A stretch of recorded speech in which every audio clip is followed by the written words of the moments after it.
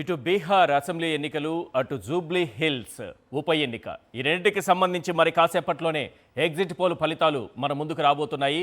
వివిధ సంస్థలు ఇచ్చినటువంటి ఎగ్జిట్ పోల్ ఫలితాలు ఎలా ఉన్నాయనేది ఆసక్తి రేపుతోంది. బీహార్కి సంబంధించి ఎన్డీఏ మహాగఠబంధన్ తీవ్రమైన పోటీ నెలకొన్న నేపథ్యంలో ఎలా ఉండబోతోంది ఫలితం అన్న దానిపై దేశవ్యాప్తంగా ఒక రకమైన ఆసక్తి నెలకొంది. అదే సమయంలో జూబ్లీ హిల్స్ ఉప ఎన్నికకు సంబంధించి ఎలాంటి ఫలితం ఉండబోతోందన్నది తెలుగు రాష్ట్రాల్లో ఆసక్తి కలిగిస్తోంది. ఒకే ఒక ఎన్నికైనప్పటికీ కూడా, అది కూడా ఉప ఎన్నిక అయినప్పటికీ కూడా రాష్ట్ర ప్రజలందరూ, తెలుగు ప్రజలందరూ కూడా ఆసక్తిగా ఎదురు చూస్తున్నటువంటి ఈ ఉప ఎన్నిక ఫలితాలకు సంబంధించి 14న అటు బీహార్, ఇటు జూబ్లీ హిల్స్ ఉప ఎన్నిక ఫలితాలు వెలువడనున్న సందర్భంలో ఇటు ఎగ్జిట్ పోల్స్ ఏం చెబుతున్నాయన్నదే ఇప్పుడు ఆసక్తికరంగా మారింది. దేశవ్యాప్తంగా అందరూ ఎగ్జిట్ పోల్ ఫలితాల కోసం ఎదురు చూస్తున్నారు. మరి కాసేపట్లోనే మీకు ఎగ్జిట్ పోల్ ఫలితాలు ఏం చెబుతున్నాయి, వివిధ జాతీయ ఛానళ్లు ఏం చెప్పాయి, అలాగే వివిధ సర్వే సంస్థలు ఎలాంటి ఫలితాలను ఇవ్వబోతున్నాయి, వీటికి సంబంధించి ఎప్పటికప్పుడు అప్డేట్స్ మీకు నేను సాక్షి స్క్రీన్ పైన అందిస్తాను. ఈలోపు బీహార్ ఎన్నికల ముఖ చిత్రాన్ని ఒక్కసారి చూద్దాం. 2 దశల్లో ఇక్కడ ఎన్నికలు జరిగాయి. దానికి సంబంధించినటువంటి ఓవరాల్గా ఎన్ని నియోజకవర్గాలు ఉన్నాయి, ఒకసారి బీహార్ ఎన్నికల ముఖ చిత్రాన్ని చూద్దాం. అసెంబ్లీ స్థానాలు 243, తొలి విడతలో 121 అసెంబ్లీ స్థానాలకు ఎన్నికలు జరిగాయి, మొత్తం 18 జిల్లాలకు సంబంధించి. రెండో విడత చివరిది అయినటువంటిది 122 నియోజకవర్గాలకు సంబంధించి 20 జిల్లాలకు సంబంధించినటువంటి నియోజకవర్గాలు ఇక్కడ కవర్ అవుతున్నాయి. ఇక తొలి విడత ఓటింగ్లో 64.66% ఓటింగ్ నమోదైంది. ఇదే చాలా ఎక్కువని భావిస్తూ ఉంటే బీహార్ చరిత్రను చూసినప్పుడు మనకు రెండో విడతలో జరిగినటువంటి ఎన్నికల్లో ఈసారి 70ని టచ్ చేసేటటువంటి అవకాశం చాలా స్పష్టంగా కనిపిస్తోంది. ఓవరాల్గా బీహార్ చరిత్రలో ఎప్పుడూ లేనంతగా ఈసారి పోలింగ్ పర్సంటేజ్ పెరిగినటువంటి పోలింగ్ పర్సంటేజ్కి కారణం ఏంటి, ఇది ఎటువంటి ఫలితాన్ని ఇవ్వబోతోందన్న ఆసక్తి కూడా ఇప్పుడు నెలకొంది. నెక్స్ట్ ఇక్కడ ఓటర్లను చూస్తే 7,42,00,000 మంది ఉన్నారు. ఇందులో పురుషులు 54.6% ఉంటే స్త్రీలు 59.7% ఉన్నారు. నెక్స్ట్ బీహార్ ఎన్నికల్ని ప్రభావితం చేసినటువంటి అంశాలు కొన్నింటిని మనం ఇప్పుడు స్క్రీన్ పైన చూస్తున్నాం. ప్రతి ఎన్నికను కూడా కొన్ని అంశాలు ప్రభావితం చేస్తూ ఉంటాయి. బీహార్ ఎన్నికల్లో ప్రధానంగా కనిపిస్తున్నటువంటి అంశాలు ఏంటని చూస్తే ఇక్కడ ప్రధానంగా 11 అంశాలు మనకు కనిపిస్తున్నాయి. 1 నిరుద్యోగం, ఏటా పెరుగుతున్న వలసలు. నెంబర్ 2 యువత, మహిళా ఓటర్లు. నెంబర్ 3 కుల సమీకరణలు. నెంబర్ 4 అవినీతి ఆరోపణలు. నెంబర్ 5 సంక్షేమ పథకాలు. నెంబర్ 6 శాంతి భద్రతలు, జంగిల్ రాజ్ ఆరోపణలు. నెంబర్ 7 సీఎం అభ్యర్థి విశ్వసనీయత. నెంబర్ 8 సీఎం నితీష్ కుమార్ వయసు. 9వ అంశం ఓటర్ల జాబితా వివాదం, చాలా కీలకమైనటువంటి అంశంగా ఈసారి మారింది. అదే నెక్స్ట్ 10th అభివృద్ధి, మౌలిక సదుపాయాలు. 11th పాయింట్ కొత్త రాజకీయ పార్టీల, జనసురాజు లాంటి పార్టీలు, ప్రధానంగా ప్రశాంత్ కిషోర్ లాంటి వాళ్ళు పెట్టినటువంటి పార్టీతో ఎలాంటి ప్రభావం చూపాయి అనేది కూడా చాలా ఆసక్తికరంగా మారింది. నెక్స్ట్ రాజకీయ పార్టీలు ఇచ్చేటటువంటి హామీలు ఎన్నికల్లో చాలా వరకు ప్రభావం చూపిస్తూ ఉంటాయి. ఇక్కడ మనం చూస్తున్నాం ఎన్డీఏ ఇచ్చినటువంటి హామీలు. 5 ఏళ్లలో 1 కోటి ఉద్యోగాలు, 1 కోటి మంది మహిళలకు 2 లక్షల చొప్పున ఆర్థిక సాయం, నిరుపేద పిల్లలకు KG to PG ఉచిత విద్య, జానకిమాత ఆలయం పూర్తి, సీతాపురం క్షేత్ర అభివృద్ధి, 4 నగరాల్లో మెట్రో సర్వీసులు అన్నది ఎన్డీఏ హామీలు. ఇక మహాగఠబంధన్ ఇచ్చినటువంటి హామీలు ఏంటో చూద్దాం. ఇంటికో ప్రభుత్వ ఉద్యోగం, నెలకు 2,500 చొప్పున మహిళలకు ఆర్థిక సాయం, కాంట్రాక్టు కార్మికులు పర్మనెంట్, ప్రతి కుటుంబానికి 200 యూనిట్ల ఉచిత విద్యుత్, ప్రతి వ్యక్తికి 25 లక్షల వరకు ఉచిత బీమా. ఇవి ఎన్నికల్లో చాలా ప్రధానంగా కనిపించినటువంటి అంశాలు. మనం ఒకవైపు దేశమంతా బీహార్ వైపు చూస్తోంది, మరి తెలుగు రాష్ట్రాలు ఎటువైపు చూస్తున్నాయి? బీహార్తో పాటు జూబ్లీ హిల్స్ ఉప ఎన్నిక వైపు కూడా చూస్తున్నాయి. పేరుకు ఒకే ఒక్క సీటు, కానీ హీటు మాత్రం మామూలుగా లేదు. ఈ ఒక్క సీటు కోసం ఆ 3 పార్టీలు సర్వశక్తులు ఒడ్డాయి. నేతలు హద్దులు దాటి విమర్శలు ఒకరిపై ఒకరు చేసుకున్నారు. ఇజ్జత్ కా సవాల్ అన్నట్లుగా పోటీ పడ్డారు. ప్రధానంగా ఈ ఫైట్ రేవంత్ వర్సెస్ కేటీఆర్ అన్నట్లుగా సాగడంతో అందరిలోనూ ఒక రకమైన ఆసక్తి నెలకొంది. ఇటు బీహార్ ఎగ్జిట్ పోల్స్తో పాటు మన జూబ్లీ హిల్స్ ఉప ఎన్నికకు సంబంధించిన ఎగ్జిట్ పోల్స్ కూడా మరి కాసేపట్లో రాబోతున్నాయి. జూబ్లీ హిల్స్ ఓటరు ఎవరికి చేకొట్టాడన్న ఉత్కంఠ క్షణక్షణం పెరుగుతోంది. ఇప్పటికే ప్రీ పోల్తో కొంత క్లారిటీ వచ్చింది. ఇప్పుడు ఎగ్జిట్ పోల్తో ఫుల్ క్లారిటీ వచ్చే అవకాశం ఉందని భావిస్తున్నారు. ఇంతకీ జూబ్లీ హిల్స్ ఓటరు ఎవరికి పట్టం కట్టబోతున్నాడు, ఏ పార్టీకి జై కొట్టబోతున్నాడు, పోలింగ్ సరళి ఏం చెబుతోంది, మరి కాసేపట్లో వచ్చే ఎగ్జిట్ పోల్స్ ఎగ్జాక్ట్ పోల్స్ అవుతాయా అనేటటువంటి ప్రశ్నలు వినిపిస్తున్నాయి. అదే సమయంలో పార్టీలకు సంబంధించినటువంటి అభ్యర్థుల బలాబలాలు ఎలా ఉన్నాయనేది ఒకసారి చూద్దాం. వారికి ఉన్నటువంటి ప్లస్లేంటి, వారికి ఉన్నటువంటి మైనస్లేంటి. కాంగ్రెస్ పార్టీ నుంచి నవీన్ యాదవ్ పోటీ చేస్తున్నారు. నవీన్ యాదవ్కు ఉన్నటువంటి ప్లస్ పాయింట్స్ మైనస్ పాయింట్స్ ఏంటో ఒకసారి మనం స్క్రీన్ పైన చూద్దాం.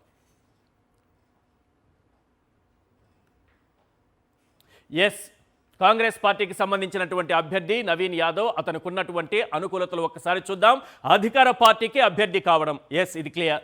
గతంలో 2 సార్లు పోటీ చేసి ఓడిపోయినటువంటి సానుభూతి, నియోజకవర్గంలో అందుబాటులో ఉండటం, బలమైన బీసీ సామాజిక వర్గానికి చెందిన వ్యక్తి కావడం, ఎంఐఎం పూర్తిగా మద్దతు పలకడం, ఇవి ప్రధానంగా అతనికి కనిపిస్తున్నటువంటి సానుకూల అంశాలు, ప్లస్ పాయింట్స్గా ఉన్నాయి. మరి నవీన్ యాదవ్ మైనస్ పాయింట్స్ ఏంటి, ప్రతికూలతలు ఏంటి ఒకసారి చూద్దాం.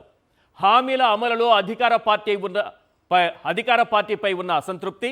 నెంబర్ 2, తండ్రి తమ్ముడిపై ఉన్నటువంటి క్రిమినల్ కేసులు. నెంబర్ 3, సీటు కోసం ఆశపడ్డ నేతల సహాయ నిరాకరణ.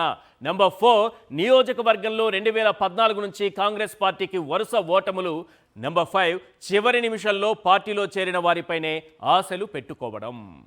ఇది ప్రధానంగా కాంగ్రెస్ పార్టీకి సంబంధించినటువంటి అభ్యర్థికి కనిపిస్తున్నటువంటి plus points, minus points. Next మనం బీఆర్ఎస్కి సంబంధించి మాగంటి సునీత పోటీలో ఉన్నారు.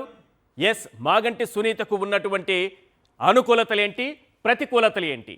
అనుకూలతలు, భర్త గోపీనాథ్ మరణంతో వచ్చినటువంటి సానుభూతి, స్థానికుల్లో గోపీనాథ్ మంచివాడనే అభిప్రాయం, బలమైన క్యాడర్ బీఆర్ఎస్కు ఉండటం, వ్యక్తిగతంగా ఎలాంటి నెగిటివ్ ఇమేజ్ లేకపోవడం, మొదటిసారి పోటీ చేస్తున్నారు కాబట్టి మహిళా ఓటర్లలో పాజిటివ్ టాక్, ఇది ప్రధానంగా కనిపిస్తున్నటువంటి ప్లస్ పాయింట్స్. ఇక మైనస్ పాయింట్స్ ఒకసారి స్క్రీన్ పైన చూడండి. అనుభవం లేకపోవడం, అనర్గళంగా మాట్లాడలేకపోవడం, కీలక బీఆర్ఎస్ లీడర్లు పార్టీ మారి కాంగ్రెస్ పార్టీలో చేరడం, గత 2 సార్లు మద్దతిచ్చినటువంటి మైనార్టీ ఓటర్లలో చీలిక, ఇది మైనస్గా కనిపిస్తుంది. అదే సమయంలో సానుభూతిపై ఎక్కువ ఆశలు పెట్టుకోవడం, ఇవి మాగంటి సునీతకు సంబంధించినటువంటి ప్లస్ పాయింట్స్, మైనస్ పాయింట్స్. ఇక బీజేపీ అభ్యర్థి దీపక్ రెడ్డికి సంబంధించి అనుకూలతలు, ప్రతికూలతలు. కాంగ్రెస్ బీఆర్ఎస్ మైనారిటీల కోసమే అనే నినాదాన్ని తీసుకోవడం కాస్త కలిసొచ్చే అంశం. నగర ఓటర్లలో బీజేపీకి బలమైన పట్టు ఉండటం, కేంద్ర మంత్రులు కిషన్ రెడ్డి, బండి సంజయ్ ప్రచారం చేయటం, కిషన్ రెడ్డి సొంత పార్లమెంటు నియోజకవర్గంలో జూబ్లీ హిల్స్ ఉండటం, ఇది ప్రధానంగా ఆయనకు కలిసి వచ్చేటటువంటి అంశాలు. ఇక ప్రతికూలతలు కూడా ఒక్కసారి చూద్దాం. బలహీనమైన ఎలక్షన్ క్యాంపెయిన్, చాలామంది లీడర్లు ప్రచారానికి దూరంగా ఉండటం. నెంబర్ 3, పార్టీ నాయకుల్లో కనిపించని ఐక్యత, ఉత్సాహం. నెంబర్ 4, అధికార పార్టీని ఢీకొట్టే ప్రత్యామ్నాయంగా కనిపించకపోవటం, ఇవి ప్రధానంగా కనిపిస్తున్నాయి. రైట్, ఇదే సమయంలో మనకు ఒక బ్రేకింగ్ న్యూస్ అందుతోంది. పీపుల్స్ పల్స్ సర్వే బీహార్లో ఎన్డీఏ కూటమికి సంబంధించి ఇచ్చినటువంటి ఎగ్జిట్ పోల్ ఫలితాలను మనం చూస్తున్నాం. టైమ్స్ నౌ ఎన్డీఏ 135 నుంచి 150 స్థానాల్లో విజయం సాధించవచ్చని Times Now exit poll survey చెబుతోంది. అదే సమయంలో మహాగఠబంధన్ 88 నుంచి 103 స్థానాల్లో విజయం సాధించే అవకాశం ఉంది. జేఎస్పీ జనసురాజ్ పార్టీ ప్రశాంత్ కిషోర్కి సంబంధించి 0 నుంచి 1 స్థానంలో విజయం సాధించే అవకాశం ఉందని times Now exit poll survey చెబుతోంది. రైట్, ఓవరాల్గా టైమ్స్ నౌ చూస్తుంటే చాలా క్లియర్గా కావాల్సినటువంటి 122 స్థానాలు మ్యాజిక్ ఫిగర్ అయితే చాలా సులభంగా దాన్ని దాటుకుని ఎన్డీఏ 133 నుంచి 159 మ్యాక్సిమం కనిపిస్తోంది. రైట్, పీపుల్స్ పల్స్ 133 నుంచి 159 స్థానాల్లో ఎన్డీఏ విజయం సాధిస్తుందని చెబుతోంది. అలాగే మహాగఠబంధన్ 75 నుంచి 101 స్థానాల్లో విజయం సాధిస్తుందని చెబుతోంది. ఇక జనసురాజ్ పార్టీ ప్రశాంత్ కిషోర్ పార్టీ 0 నుంచి 5 స్థానాల్లో విజయం సాధించే అవకాశం ఉందని పీపుల్స్ పల్స్ మనకు చెబుతోంది. సో 2 ఎగ్జిట్ పోల్స్ ఫలితాలు ఇప్పుడు సాక్షి స్క్రీన్ పైన ఉన్నాయి. 1 టైమ్స్ నౌ, 2 పీపుల్స్ పల్స్. మూడవది మనం చూస్తున్నాం ఎస్ఏఎస్ గ్రూపుకు సంబంధించి. ఇది కూడా 126 నుంచి 130 స్థానాల్లో ఎన్డీఏ విజయం సాధిస్తుందని చెబుతోంది. అలాగే మహాగఠబంధన్ 106 నుంచి 110 స్థానాల్లో విజయం సాధించే అవకాశం ఉందని చెబుతోంది. ఇక జేఎస్పీ 7 నుంచి 10 స్థానాల్లో విజయం సాధించే అవకాశం ఉందని చెబుతోంది. ఎస్, 3 సర్వేలు మన ముందున్నాయి. ఒకటి SAS group, 2 People's Pulse, 3 Times Now. ఈ 3 చూస్తున్నాం మనం. ఇదే సమయంలో ఆత్మసాక్షి కూడా ఎగ్జిట్ పోల్ ఫలితాలను వెలువరించింది. ఏది చూసినా ఎన్డీఏ కూటమికి స్పష్టమైనటువంటి మెజారిటీ వచ్చే అవకాశం ఉందనేది చాలా క్లియర్గా తెలుస్తోంది. మరోసారి ఎన్డీఏ కూటమి అధికారంలోకి రాబోతోంది. మహాగఠబంధన్కు నిరాశ ఎదురు కాబోతోందన్న సంకేతాలు ఎగ్జిట్ పోల్ ఫలితాలు మనకు అందిస్తున్నాయి. ఎస్, మనం చూస్తున్నటువంటి ఎస్ఏఎస్ గ్రూప్ కావచ్చు, టైమ్స్ నౌ కావచ్చు, పీపుల్స్ పల్స్ కావచ్చు, ఈ 3 కూడా ప్రధానంగా ఎన్డీఏ 122 స్థానాలను దాటుకుని, ఏది మ్యాజిక్ ఫిగర్ను దాటుకుని విజయం సాధించబోతోంది అనేటటువంటి ఎగ్జిట్ పోల్నిచ్చాయి. ఆత్మసాక్షి కూడా ఎన్డీఏ కూటమి విజయం సాధిస్తుందనేది స్పష్టంగా చెబుతోంది.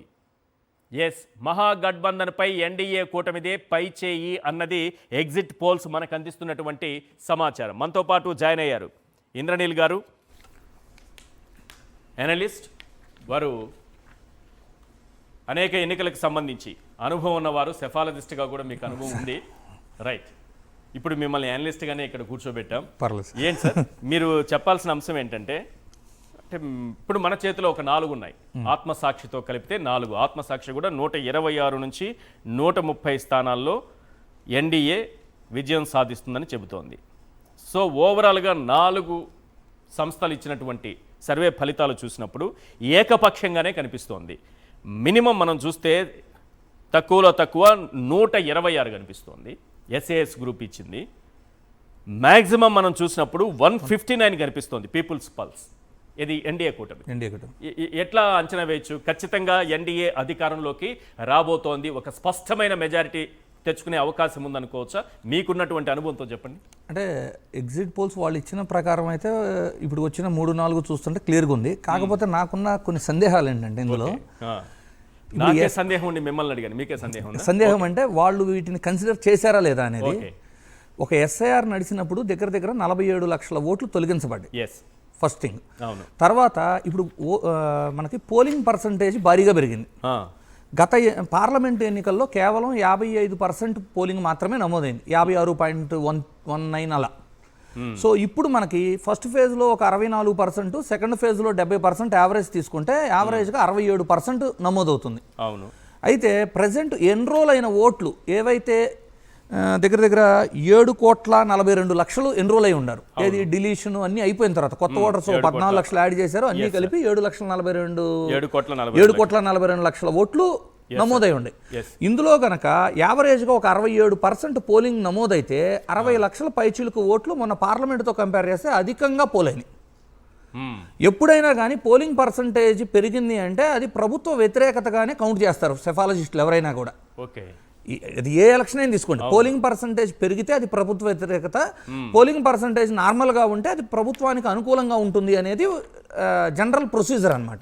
సో 60 లక్షల ఓట్లు అనేది యావరేజ్గా తీసుకుంటే దగ్గర దగ్గర అంటే ఓన్లీ పోలైన ఓట్లలో తీసుకుంటే మోర్ దాన్ 12%. అంత పర్సంటేజ్ అదనంగా పోలైనప్పుడు ఇంకొకటి ఏంటి, మీకు పార్లమెంట్ ఎన్నికలు కానీ, పార్లమెంట్ ఎన్నికల కంటే ముందు 2020కి వెళ్దాం. 2020కి వెళ్ళినప్పుడు ఇక్కడ ఇప్పుడు మహాగఠబంధన్ కూటమి వెనకబడటానికి మేజర్ కారణం ఏంటంటే కాంగ్రెస్కి అలాట్ అయిన సీట్లలో వాళ్ళ యొక్క స్ట్రైక్ రేట్ చాలా తగ్గింది. కేవలం 37 స్థానాల్లోనే ఇంకా తక్కువ 37% స్థానాల్లో మాత్రమే గెలవగలిగారు కాంగ్రెస్ వాళ్ళు. అప్పట్లో దగ్గర దగ్గర 2020 రిజల్ట్లో 60 నుంచి 61 స్థానాల్లో పోటీ చేసిన కాంగ్రెస్ కేవలం 37% స్ట్రైక్ రేట్ మాత్రమే తెచ్చుకోగలిగింది. ఆర్జేడీ అద్భుతమైన పెర్ఫార్మెన్స్ ఇచ్చింది, అందరికంటే బాగా బీజేపీ పెర్ఫామ్ చేయగలిగింది. సో వాళ్ళకి ఏంటంటే ఎన్డీఏ కూటమి అధికారంలోకి వచ్చింది ఆ టైంలో. ఆ తర్వాత చూసుకుంటే ఇండిపెండెంట్గా మీకు స్టేట్ వైడ్ పోటీ చేసిన పాశ్వాన్ గ్రూప్ ఏదైతే ఉందో ఎల్జేపీ, వాళ్ళు ఇప్పుడు కూటమి ప్రభుత్వంలో మెర్జ్ అయి ఉన్నారు. సో వాళ్ళకు ఒక 5.6% స్టేట్ వైడ్ పోలింగ్ వచ్చింది, అది వాళ్ళకి యాడ్ ఆన్ ఎడ్జ్ అవ్వచ్చు. కానీ అట్ సేమ్ టైము ఓట్ చోరీ అవ్వచ్చు. లోక్సభ ఎలక్షన్స్ రిజల్ట్స్ అందరూ ఊహించింది ఏంటంటే బీజేపీకి 400 కూటమికి 400 ఎంపీ స్థానాలు దాటిపోతాయని చెప్పున్నారు. సో ఆ విధమైన రిజల్ట్ రాలేదు. అదే సమయంలో ఓట్ చోరీ ఇలాంటివన్నీ నడుస్తున్నప్పుడు కాంగ్రెస్కి కూడా కొంత ఇమేజ్ అయితే పెరిగింది అనేది వాస్తవం. అలా ఇమేజ్ పెరిగినప్పుడు వీళ్ళకి కొంత బెనిఫిట్ అవ్వాలి. అంటే సేమ్ నెంబర్ ఆఫ్ సీట్స్లో కాంగ్రెస్ మళ్ళీ కంటెస్ట్ చేస్తున్నప్పుడు అట్లీస్ట్ పాత రిజల్ట్స్ దానికి ఈక్వల్గా వచ్చే ఛాన్సెస్ అయితే ఉంటాయి. ఎందుకంటే ఆర్జేడీ మీద గత 2-3 టర్మ్స్గా అధికారంలో లేనప్పుడు వాళ్ళ మీద యాంటీ రావడానికి ఛాన్సెస్ తక్కువ ఉంటాయి.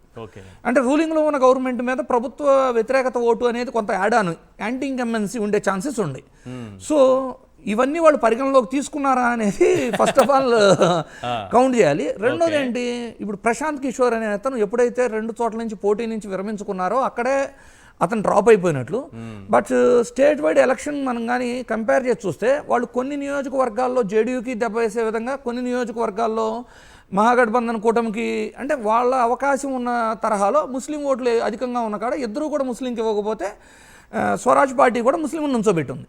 సో చాలామంది అనుకుంటున్నట్లు కేవలం ఒక పార్టీనే దెబ్బతీసిద్ది అనే పరిస్థితి అయితే అక్కడ లేదు. ఈక్వల్గా ఇద్దరిని ఇంపాక్ట్ చేసే పరిస్థితి ఉంది. అలాగే విఐపి పార్టీ గతంలో ఎన్డీఏ కూటమిలో ఉన్నది ఇప్పుడు ప్రెసెంట్ మహాగఠబంధన్కి వచ్చింది. మేజర్గా ఏంటంటే ఇక్కడ ఓవరాల్గా చూసుకుంటే ఆర్జేడీ కూటమి ఏదైతే ఉందో ఇండియా కూటమి వీళ్ళకి రెబల్స్ బెడత ఎక్కువ ఉంది కంపేర్ విత్ ద ఎన్డీఏ కూటమి. ఎన్డీఏ కూటమికి కూడా 10 చోట్ల అలా రెబల్స్ ఉన్నారు. వీళ్ళైతే కమ్యూనిస్టు, కాంగ్రెస్ అండ్ రెబల్స్ కూడా కాదు, సేమ్ గుర్తు మీదే 2 అభ్యర్థులు పోటీ చేస్తున్నారు కూటమిలో ఉండి కూడా. అలాంటి స్థానాలు 15 మించి ఉన్నాయి. అవి కాగా మళ్ళీ రెబల్స్ ఉన్నారు. లాస్ట్ టైం టికెట్ ఇచ్చి ఈసారి ఇవ్వకపోవటం ఈ పొత్తుల్లో. సో దగ్గర 30 స్థానాల వరకు రెబల్స్ బెడద ఉంది. సో ఆ రెబల్స్ ఏమన్నా ఇంపాక్ట్ అయి ఉండొచ్చు. ఓవరాల్గా సర్వే రిజల్ట్స్ ఇప్పుడు 4 మనము కంపేర్ చేసి చూస్తే ఎవరో ఒకళ్ళన్నా 6 వచ్చాయి. 6 కూడా దైనిక్ భాస్కర్ 145, 160 ఏది ఎన్డీఏ, 73 నుంచి 91 వరకు Mahagathbandhan Dainik Bhaskar. Next times now JVC 135 నుంచి 150 స్థానాల్లో ఎన్డీఏ విజయం సాధిస్తుందని, 88 నుంచి 103 స్థానాల్లో మహాగఠబంధన్ విజయం సాధిస్తుందని చెప్పింది. ఎన్డీఏకి క్లియర్ గా పల్స్ అది కూడా 133, 159 ఎన్డీఏ, అలాగే 75 to 101 మహాగఠబంధన్ అంటోంది. ఎస్ఏఎస్ గ్రూప్ 126 to 130 130 స్థానాల వరకు ఎన్డీఏ విజయం సాధించవచ్చు అని చెప్తోంది. ఇక మహాగఠబంధన్ 106 నుంచి 110 స్థానాల్లో విజయం సాధించే అవకాశం ఉంది. మ్యాట్రిజ్ ఇది 147 నుంచి 167 స్థానాల్లో ఎన్డీఏ విజయం సాధించే అవకాశం ఉన్నట్టుంది. చాలా మ్యాక్సిమం కనిపిస్తోంది నెంబర్ అక్కడ 167 కనిపిస్తోంది సార్. నెక్స్ట్ మనకి పీపుల్స్ ఇన్సైడ్ 133 నుంచి 148 స్థానాల్లో ఎన్డీఏ, 87 నుంచి 102 స్థానాల్లో మహాగఠబంధన్ విజయం సాధించే అవకాశం ఉందనేది పీపుల్స్ ఇన్సైడ్ ఇచ్చినటువంటి ఎగ్జిట్ పోల్ రిజల్ట్. సో ఏవి చూసుకున్నా మన చేతిలో ఉన్నటువంటి ఒక 8 ఎగ్జిట్ పోల్స్ చూసినప్పుడు ఆల్మోస్ట్ అన్నీ కనిపిస్తున్నాయి. కానీ 169 వరకు మ్యాక్సిమం ఫిగర్ని ఇవ్వడం చూస్తే ఏమనిపిస్తుంది? అంటే నాకు తెలిసి అంత ఛాన్స్ అయితే ఉండదు సార్. ఎందుకంటే పోటాపోటీగా ఎలక్షన్ జరిగిన వాతావరణం అయితే మనం చూసాము. ఫేజ్ 1, ఫేజ్ 2లో కూడా ఇప్పుడు లాస్ట్ టైం 2020 ఎలక్షన్స్ కానివ్వండి, పార్లమెంట్ ఎలక్షన్ కానివ్వండి, అండ్ ప్రజెంట్ జరుగుతున్న ఎలక్షన్ మనం కంపేర్ చేసి చూసుకున్నా కూడా ఫేజ్ 2 అనేది మీకు సీమాంచల్ ప్రాంతమైన ముస్లిమ్స్ని కంప్లీట్గా ముస్లిం ఓటర్స్ మీద డిపెండ్ అయి ఉంటుంది. సో ముస్లిం ఓటర్స్ని కంప్లీట్గా డిపెండ్ అయినప్పుడు లాస్ట్ టైం ఎలక్షన్స్లో ఎంఐఎం 5 స్థానాలు గెలుచుకుంది ఇక్కడ సీమాంచల్ ఏరియాలో.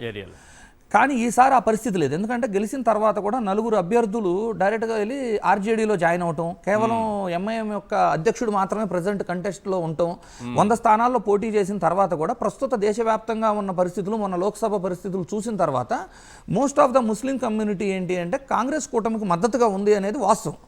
సో డెఫినెట్లీ ఎన్డీఏ ఇన్ని సర్వేలను బట్టి చూస్తుంటే ఎన్డీఏ కూటమి అధికారం ఫామ్ చేసేది అనేది ఎంత వాస్తవమో అంత భారీ మెజారిటీలు 159 ఆ నెంబర్స్ వచ్చే ఛాన్స్ అయితే నేను అనుకోవట్లేదు. 130 వరకు ఒకవేళ వచ్చినా కూడా లాస్ట్ టైం 131 ఉంది వాళ్ళకి కూటమి, ఎన్డీఏ కూటమి మద్దతు. ఆల్మోస్ట్ నియర్ బై అలా ఉంటుంది. కానీ వీళ్ళు కూడా ఒక 100 సీట్స్ అయితే గ్యారంటీగా దాటుతారు. ఎందుకంటే లాస్ట్ టైం లాగా ఇండిపెండెన్స్ అవ్వచ్చు, మీకు పప్పు యాదవ్ కంటెస్ట్ చేసి గెలిచిన పార్లమెంటు అది కూడా సీమాంచల్ ఏరియాలో ఉంటుంది. లాస్ట్ టైం అతనైతే స్టేట్ వైడ్ కంటెస్ట్ చేయించారు, థర్డ్ పార్టీ లాగా ఇంకోటి పెట్టి గ్రూపు. సో వాళ్ళు కూడా కాంగ్రెస్కు మద్దతు తెలపటము, ఇలాంటి ఎన్నో ఇన్సిడెంట్స్ ఉండే. మీరు గత పార్లమెంట్ ఎన్నికల్లో వచ్చింది 2020 రిజల్ట్ని, తర్వాత SIR ఎట్లా ఇంపాక్ట్ చూపించింది చెప్పారు కదా సార్. వీటితో పాటు నాకు కనిపిస్తున్నటువంటి ప్రధానమైనది ఎన్నికల హామీల్లో ఇటు ఎన్డీఏ కానీ అటు మహాగఠబంధన్ కానీ పోటీపడి హామీలు ఇచ్చాయి. ఆల్మోస్ట్ ఇద్దరు సేమ్ ఇచ్చారు సార్. వాళ్ళేమో ఇంటికి ఒకళ్ళు అన్నారు, వీళ్ళు ముందుగా 2 ఏళ్లకు ఒకటి అన్నట్లు. కోటి అంటే ఆల్మోస్ట్ 2 కోట్ల కుటుంబాలు ఉంటాయి బీహార్లో. సో వీళ్ళు ఇంటికి ఒకటి అన్నారు కాబట్టి అది నమ్మరేమోనని వీళ్ళు కోటి అన్నారు. కోటి కూడా ఇంపాసిబుల్ కదా. ఏది దేశ చరిత్రలోనే జగన్మోహన్ రెడ్డి గారు 1,14,000 ఉద్యోగాలు ఒకేసారి ఇస్తేనే అది సంచలనం అయింది. దాన్ని ఇప్పుడు దాకా ఎవరు బీట్ చేయాలి. వీళ్ళు కోటి ప్రభుత్వ ఉద్యోగాలు ఇవ్వటం అవ్వచ్చు, లేదు ఇంటికి ఒక కోటి ప్రభుత్వ ఉద్యోగాలు ఉంటాయా, ఇంటికో ఉద్యోగం ఇవ్వడం సాధ్యమా? గతంలో చంద్రబాబు నాయుడు గారు కూడా అలాగే ప్రచారం చేశారు. సాధ్యం కాదు సార్. అవి హామీలు అనేవి ఈ రోజున ఎలా మరి అట్లాంటి ప్రచారం చేసినప్పుడు నమ్మి ఓట్లేసే వాళ్ళు ఉంటారు కదా. ఉంటారు సార్. అలా ఉండబట్టే ఈ రోజున బీహార్లో అంత బాగా ఆలోచించి లేదు వీళ్ళు ఇవ్వలేరు అనుకుంటారా? కోటి ఉద్యోగాలని గాలి మాటలు చెప్పగానే ఓట్లేసే వాళ్ళు ఉంటారా? కర్ణాటక, తమిళనాడు, ఆంధ్రప్రదేశ్ లాంటి విద్యావంతులు ఎక్కువగా ఉన్న రాష్ట్రాల్లోనే హామీలను నమ్మి ప్రభుత్వాలు ఏర్పడుతున్నప్పుడు బీహార్ లాంటి రాష్ట్రంలో హామీలు ఇవ్వకపోతే తప్పేమో సార్ అవుతుంది. మరి పోటీబడి హామీలు ఇచ్చినప్పుడు ఎందుకు ఎన్డీఏ వైపే అనుకోవచ్చు? ఇది ఈ ఇంపాక్ట్ ఎలా ఉంటుంది అనేది, హామీల ఇంపాక్ట్ అంటే హామీలు ఇంపాక్ట్ అనే కంటే కూడా సార్ ఆల్రెడీ అమలు చేసిన కొన్ని హామీలు ఉన్నాయనుకున్నా, ఎన్నికలకు ముందే ప్రకటించడము, ఇవ్వడము. లేదు సార్, నేను అదే చెప్తున్నా. జనరల్గా బీహార్ అనేది కాస్ట్ ఈక్వేషన్స్ మీద ఎక్కువ వర్కౌట్ అవుతుంది. ఓకే, ఆ కాస్ట్ ఈక్వేషన్స్ బీజేపీ సైడ్ కొంచెం ఫేవర్గా ఉండే. ఇక్కడ ఏంటి అంటే రూలింగ్లో లేకపోవటం అవ్వచ్చు. ప్రతి ఎలక్షన్ గత 3 సార్లుగా చూసుకుంటే వీళ్ళు రూలింగ్లో లేకపోవటం అవ్వచ్చు. కొన్ని ఏమంటారు కేసుల రీత్యా కానివ్వండి, కొంచెం డ్యామేజ్ అనేది మహాగఠబంధన్ కూటమికి ఎక్కువగా ఉంది. ఓకే, కాకపోతే ఒకటే ఏంటంటే సెకండ్ ఫేజ్ నడిచిన ఎక్కడైతే ఉందో అక్కడ గతంలో లాగా ఎంఐఎం అవ్వచ్చు, ఈ రోజున కొత్తగా ఫామ్ చేసిన ప్రశాంత్ కిషోర్ పార్టీ అవ్వచ్చు, ఇవి భారీ స్థాయిలో ఓట్లు చీల్చే పరిస్థితి అయితే కనపడినప్పుడు ఎన్డీఏ కూటమి గెలిచినా కూడా వీళ్ళు కూడా 100 మార్కు ఈజీగా క్రాస్ చేస్తారు అనేది మాత్రం స్పష్టమవుతుంది. మీకు ఈ జూబ్లీ హిల్స్ ఉప ఎన్నిక పైన ఏమన్నా దృష్టి పెట్టారా మీరు? ఏమనిపిస్తుంది మీకు సార్? జనరల్గా గ్రౌండ్లో రియాలిటీ ఏంటి అంటే బీఆర్ఎస్కి 7 డివిజన్లోనూ మంచి మద్దతు ఉంది. ఒక వెంగళరావు నగర్ డివిజన్ మాత్రం కాంగ్రెస్కు మద్దతుగా ఉంది. మిగిలిన 6 డివిజన్స్లో బీఆర్ఎస్కి చాలా క్లియర్గా ఎడ్జ్ ఉంది. కాకపోతే గత 2 రోజులుగా ఎలక్షన్ పోల్ మేనేజ్మెంట్ ఏదైతే ఉందో ఆ పోల్ మేనేజ్మెంట్ అనే పదం ఏదైతే ఉందో దాంట్లో బీఆర్ఎస్ అనేది బాగా వెనకబడిపోయింది. అధికార పార్టీ అవ్వటం అవ్వచ్చు, ప్రవాహం లాగా పరిగెపించారు. దాని ఇంపాక్ట్ చాలా ఎక్కువగా ఉంది సార్. దాని ఇంపాక్ట్ అనేది పని చేస్తుంది అనేది నా భావన. మోర్ ఓవర్ ఏంటంటే లాస్ట్ 1 అవర్ అనేది ఎప్పుడైనా ఎలక్షన్లో కీలకం సార్. ఈ 1 అవర్లో గొడవలే ఎక్కువ జరిగాయి. అంటే దొంగ ఓట్లు వేసేది ఆ టైమే సార్. అప్పుడు దాకా ఏజెంట్లు వీళ్ళంతా ఆపగలరు, కానీ లాస్ట్ 1 అవర్లో దాడులు జరగటం, అంటే దొంగ ఓట్లని రిగ్ చేసుకోవటం ఎక్కువ జరుగుతాయి. మీరు ఏపీ ఎలక్షన్ చాలా బాగా అబ్జర్వ్ చేశారు. సాయంత్రం 6 తర్వాత అంటే పోలింగ్ ప్రక్రియ ముగిసిన తర్వాత 12.5% పోలింగ్ జరిగింది అక్కడ. పైగా 50 లక్షల ఓట్లు అనుకుంటాను దాదాపు. అవును, 54 అంటే అందరు 49 అంటున్నారు సార్. ఆ పర్సంటేజ్ వైజ్ చూసుకుంటే 12.54 కూడా కాదు, 12.80. 12.80. అవును సార్. ఓకే, 12.80 అంటే 50 lakhs, 54 lakh votes are being added. 54 లక్షల ఓట్లు. జాగ్రత్త పడకపోతే ఇక్కడ కూడా ఎవరైనా కానీ ఏ పార్టీ చేస్తుందని మనం అనట్లేదు, జాగ్రత్త పడకపోతే రిజల్ట్ తలకిందులు అయిపోతుంది. ఏపీ ఒక ఎగ్జాంపుల్ ఇది సార్. బేసికల్లీ ఎలక్షన్ కమిషన్ చేయగలిగి కూడా అంటే నిష్పక్షపాతంగా ఎలక్షన్ చేయగలిగి కూడా ఎలక్షన్ కమిషన్ ఆ విధంగా చర్యలు తీసుకోవటం లేదు అనేది యాజ్ ఎ సెఫాలజిస్ట్గా నేను చూసిన దాన్ని బట్టి నేను చెప్పగలను సార్. ఓకే, ఇప్పుడు రాహుల్ గాంధీ గారిని ఒక ఎగ్జాంపుల్ తీసుకుందాం. ఓట్ చోరీ అని ఆయన ఏం చెప్తున్నారు? ఇదిగో దొంగ ఓట్లు యాడ్ చేయబడుతున్నాయి, దొంగ ఓట్లు యాడ్ చేయబడుతున్నాయి, ఆ స్పేస్ ని క్రియేట్ చేసుకుని దొంగ ఓట్లుగా పోల్ చేయగలుగుతున్నారు అంటున్నారు. ఏజెంట్లు ఉన్నప్పుడు దొంగ ఓట్లు యాడ్ చేసినా ఏజెంట్లు సమర్థంగా కూర్చుంటే బూత్కి ఒక 2-3 ఓట్లు దొంగ ఓట్లు పడతాయేమో కానీ 100 ఓట్లు దొంగ ఓట్లు పడే పరిస్థితి అయితే ఉండదు. సో ఆయన ఇంకోటి ఏం ప్రూవ్ చేసి చూపించారు? సిస్టమ్ ఆపరేటెడ్ గా, ప్రోగ్రామ్ రిలేటెడ్ గా ఓట్లు యాడ్ చేయబడుతున్నాయనే చూపించారు. ఓకే, సో ఎందుకు ఈవీఎంల్లో కూడా సిస్టమ్ యాడెడ్ గా ఈ ఓట్లు యాడ్ చేయబడే ఛాన్స్ ఉంది కదా అని ఒక అనుమానం రావాలి. రెండోది ఏంటి, వీవీప్యాట్ స్లిప్లు 100% లెక్క పెడితే ఈ ప్రాబ్లమ్స్ అన్నిటికీ సొల్యూషన్ ఉందని తెలిసి కూడా రాహుల్ గాంధీ గారు ఏ రోజు కూడా ఎలక్షన్ కమిషన్ని వీవీప్యాట్ స్లిప్లు లెక్క పెట్టమని అడగరు. ఈ రోజున బీహార్ ఎలక్షన్ కూడా ఒక పక్క హర్యానా ఫైల్స్ చూపిస్తారు, కర్ణాటక ఎలక్షన్ చూపిస్తారు, మహారాష్ట్రలో 1 కోటి ఓటర్లు 3 నెలలు ఎలా ఆడారని చెబుతారు. అన్ని విషయాలు ప్రజలకి చెబుతున్నా కూడా చెబుతామంటే ఏం చెబుతున్నారంటే ఏదో ప్రభుత్వం తప్పు చేసిందని చూపిస్తున్నారు, ఎలక్షన్ కమిషన్ తప్పు చేసిందని చెబుతున్నారు తప్పితే జరుగుతున్న బీహార్ ఎలక్షన్లో వీవీప్యాట్ స్లిప్పులు లెక్క పెట్టమని ఎందుకు అడగరు సార్? వీవీప్యాట్ స్లిప్పులు అంటే మన ఓటును పోల్ చేసినప్పుడు ఫిజికల్ కాపీ వెళ్ళి పడుతుంది. అవును, దానికి మనం సీలేసి దాన్ని స్ట్రాంగ్ రూమ్లో పెట్టి దాన్ని లెక్క పెడితే ఒకవేళ సిస్టమ్ ఆపరేటెడ్ దొంగ ఓట్లు వచ్చే పరిస్థితి లేదు.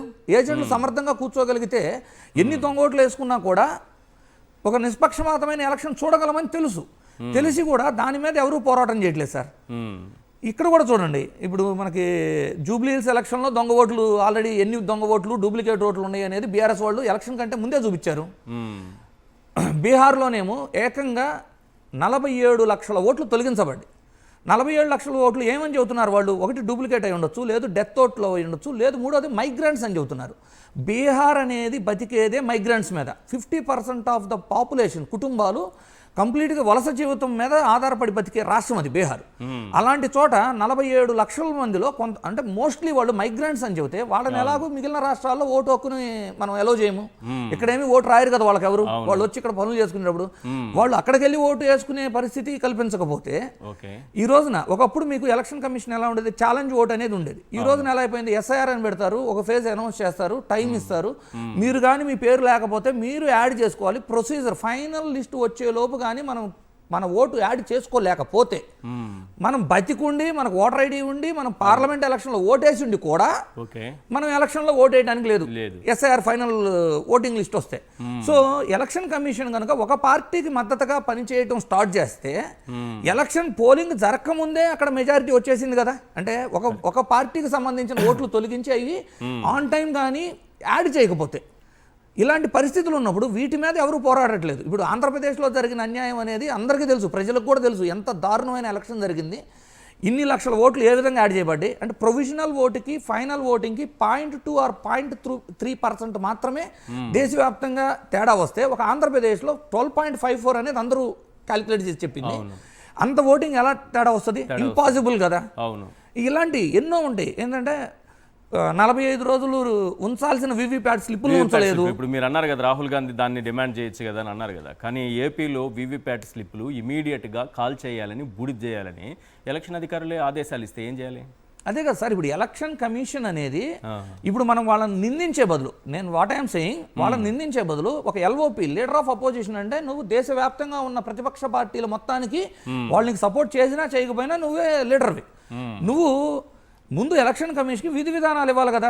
ఏంటి, ముందు ఓటర్ ఐడిని ఆధార్ కార్డుతో అనుసంధానం చేయండి, so duplicate votes fake votes delete చేయబడతాయి.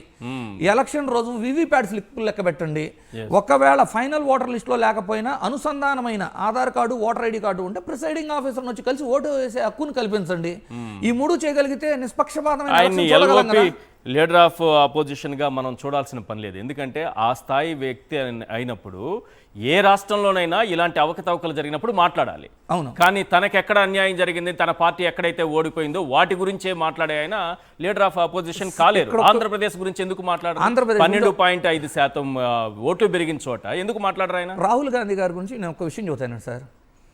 ఆంధ్రప్రదేశ్ ఎలక్షన్లో జగన్మోహన్ రెడ్డి గారి మీద ఉన్న ద్వేషంకి జగన్మోహన్ రెడ్డి గారిని ఓడించాలనే పగ ఎందుకు పెంచుకున్నారు ఆయన? కానీ తన మిత్రపక్షాలని కట్టపకంటే పెద్ద వెన్నుపోటు పొడిచిన వ్యక్తి ఎవరు అంటే రాహుల్ గాంధీ. ఎందుకు అంటే రేవంత్ రెడ్డి గారు సీఎం హోదాలో ఇచ్చిన విందుకు వెళ్ళిన వైఎస్ఆర్సీపీ ఎంపీలు కానీ ఎమ్మెల్యేలు కానీ ఇండియా కూటమిలో ఒక్కరు కూడా జాయిన్ అవ్వలేదు. వీళ్ళంతా వెళ్ళి ఎన్డీఏ కూటమిలో జాయిన్ అయ్యి ఎన్డీఏ కూటమి దేశవ్యాప్తంగా అధికారంలో రావడానికి కారణమైనప్పుడు దానికి సహకరించిన రాహుల్ గాంధీ తన మిత్రపక్షమైన ఒక అఖిలేష్ యాదవ్ అవ్వచ్చు, తేజస్వి యాదవ్ అవ్వచ్చు, శివసేన అవ్వచ్చు, ఇలాంటి వాళ్ళందరికీ కట్టప్పును మించిన వెన్నుపోటు పొడిచిన వ్యక్తి కదా. ఇంకా ఆయన నుంచి ఇంకా అంతకంటే ఎక్కువ మనం ఆశించలేము. కనీసం మిత్రపక్షాలను తెలుసుకోవాలి. అదే కరెక్ట్.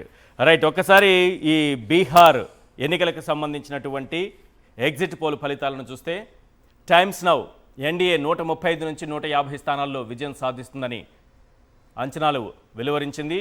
మహాగఠబంధన్ 88 నుంచి 103 స్థానాల్లో, జేఎస్పీ 0 నుంచి 1 స్థానంలో విజయం సాధిస్తుందనేది టైమ్స్ నవ్ ఇచ్చినటువంటి సర్వే ఫలితం. ఇక మ్యాట్రేడ్స్ అయితే ఎన్డీఏ 147 నుంచి 167 స్థానాల్లో విజయం సాధిస్తుందని ఎగ్జిట్ పోల్ ఫలితాలు వెలువరించింది. మహాగఠబంధన్ 70 నుంచి 90 స్థానాల్లో విజయం సాధిస్తుందని, ఇక జేఎస్పీ 0 నుంచి 2 స్థానాలకే పరిమితమవుతుందని ఎగ్జిట్ పోల్ ఫలితాలను ఇచ్చింది. నెక్స్ట్ మనం ఆపరేషన్ చాణక్య చూస్తే ఎన్డీఏ 140 నుంచి 147 స్థానాల్లో, మహాగఠబంధన్ 86 నుంచి 92 స్థానాల్లో, జేఎస్పీ 2 నుంచి 4 స్థానాల్లో విజయం సాధిస్తుందనేది ఎగ్జిట్ పోల్ ఫలితాలు చెబుతున్నటువంటి విషయం. నెక్స్ట్ ఎస్ఏఎస్ గ్రూప్ ఎన్డీఏ 126 నుంచి 130 స్థానాల్లో, మహాగఠబంధన్ 106 నుంచి 110 స్థానాల్లో, అలాగే జేఎస్పీ 7 నుంచి 10 స్థానాల్లో. ఎస్ఏఎస్ గ్రూప్ ప్రకారం చూస్తుంటే Jan Suraaj party, Prashant Kishor party double డిజిట్ని టచ్ చేసే అవకాశం ఉందనేది ఆ గ్రూప్ చెబుతున్నటువంటి, ఆ సర్వే ఫలితాలు చెబుతున్నటువంటి అంశం. నెక్స్ట్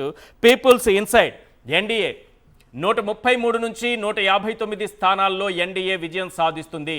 అలాగే మహాగఠబంధన్ 75 నుంచి 101 స్థానాల్లో విజయం సాధించే అవకాశం ఉంది. ఇక జేఎస్పీ 0 నుంచి 5 స్థానాల్లో విజయం సాధించే అవకాశం ఉందనేది పీపుల్స్ ఇన్సైడ్ సర్వే ఫలితాలు, ఎగ్జిట్ పోల్ ఫలితాలు చెబుతున్నాయి.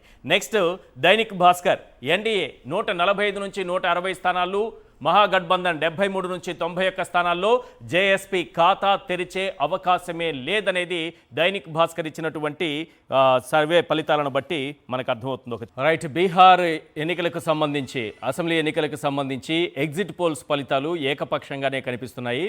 మన చేతిలో ఉన్నటువంటి దాదాపు 10 సర్వే సంస్థలు ఇచ్చినటువంటి ఎగ్జిట్ పోల్ ఫలితాలను చూస్తే ఏకపక్షంగా ఎన్డీఏ విజయం సాధించబోతోందనేది చాలా క్లియర్గా ఒక ఇండికేషన్ అయితే కనిపిస్తోంది. కానీ ఎగ్జాక్ట్ పోల్స్ రిజల్ట్ ఎలా ఉంటుందనేది 14 వరకు మనం వేచి చూడాలి.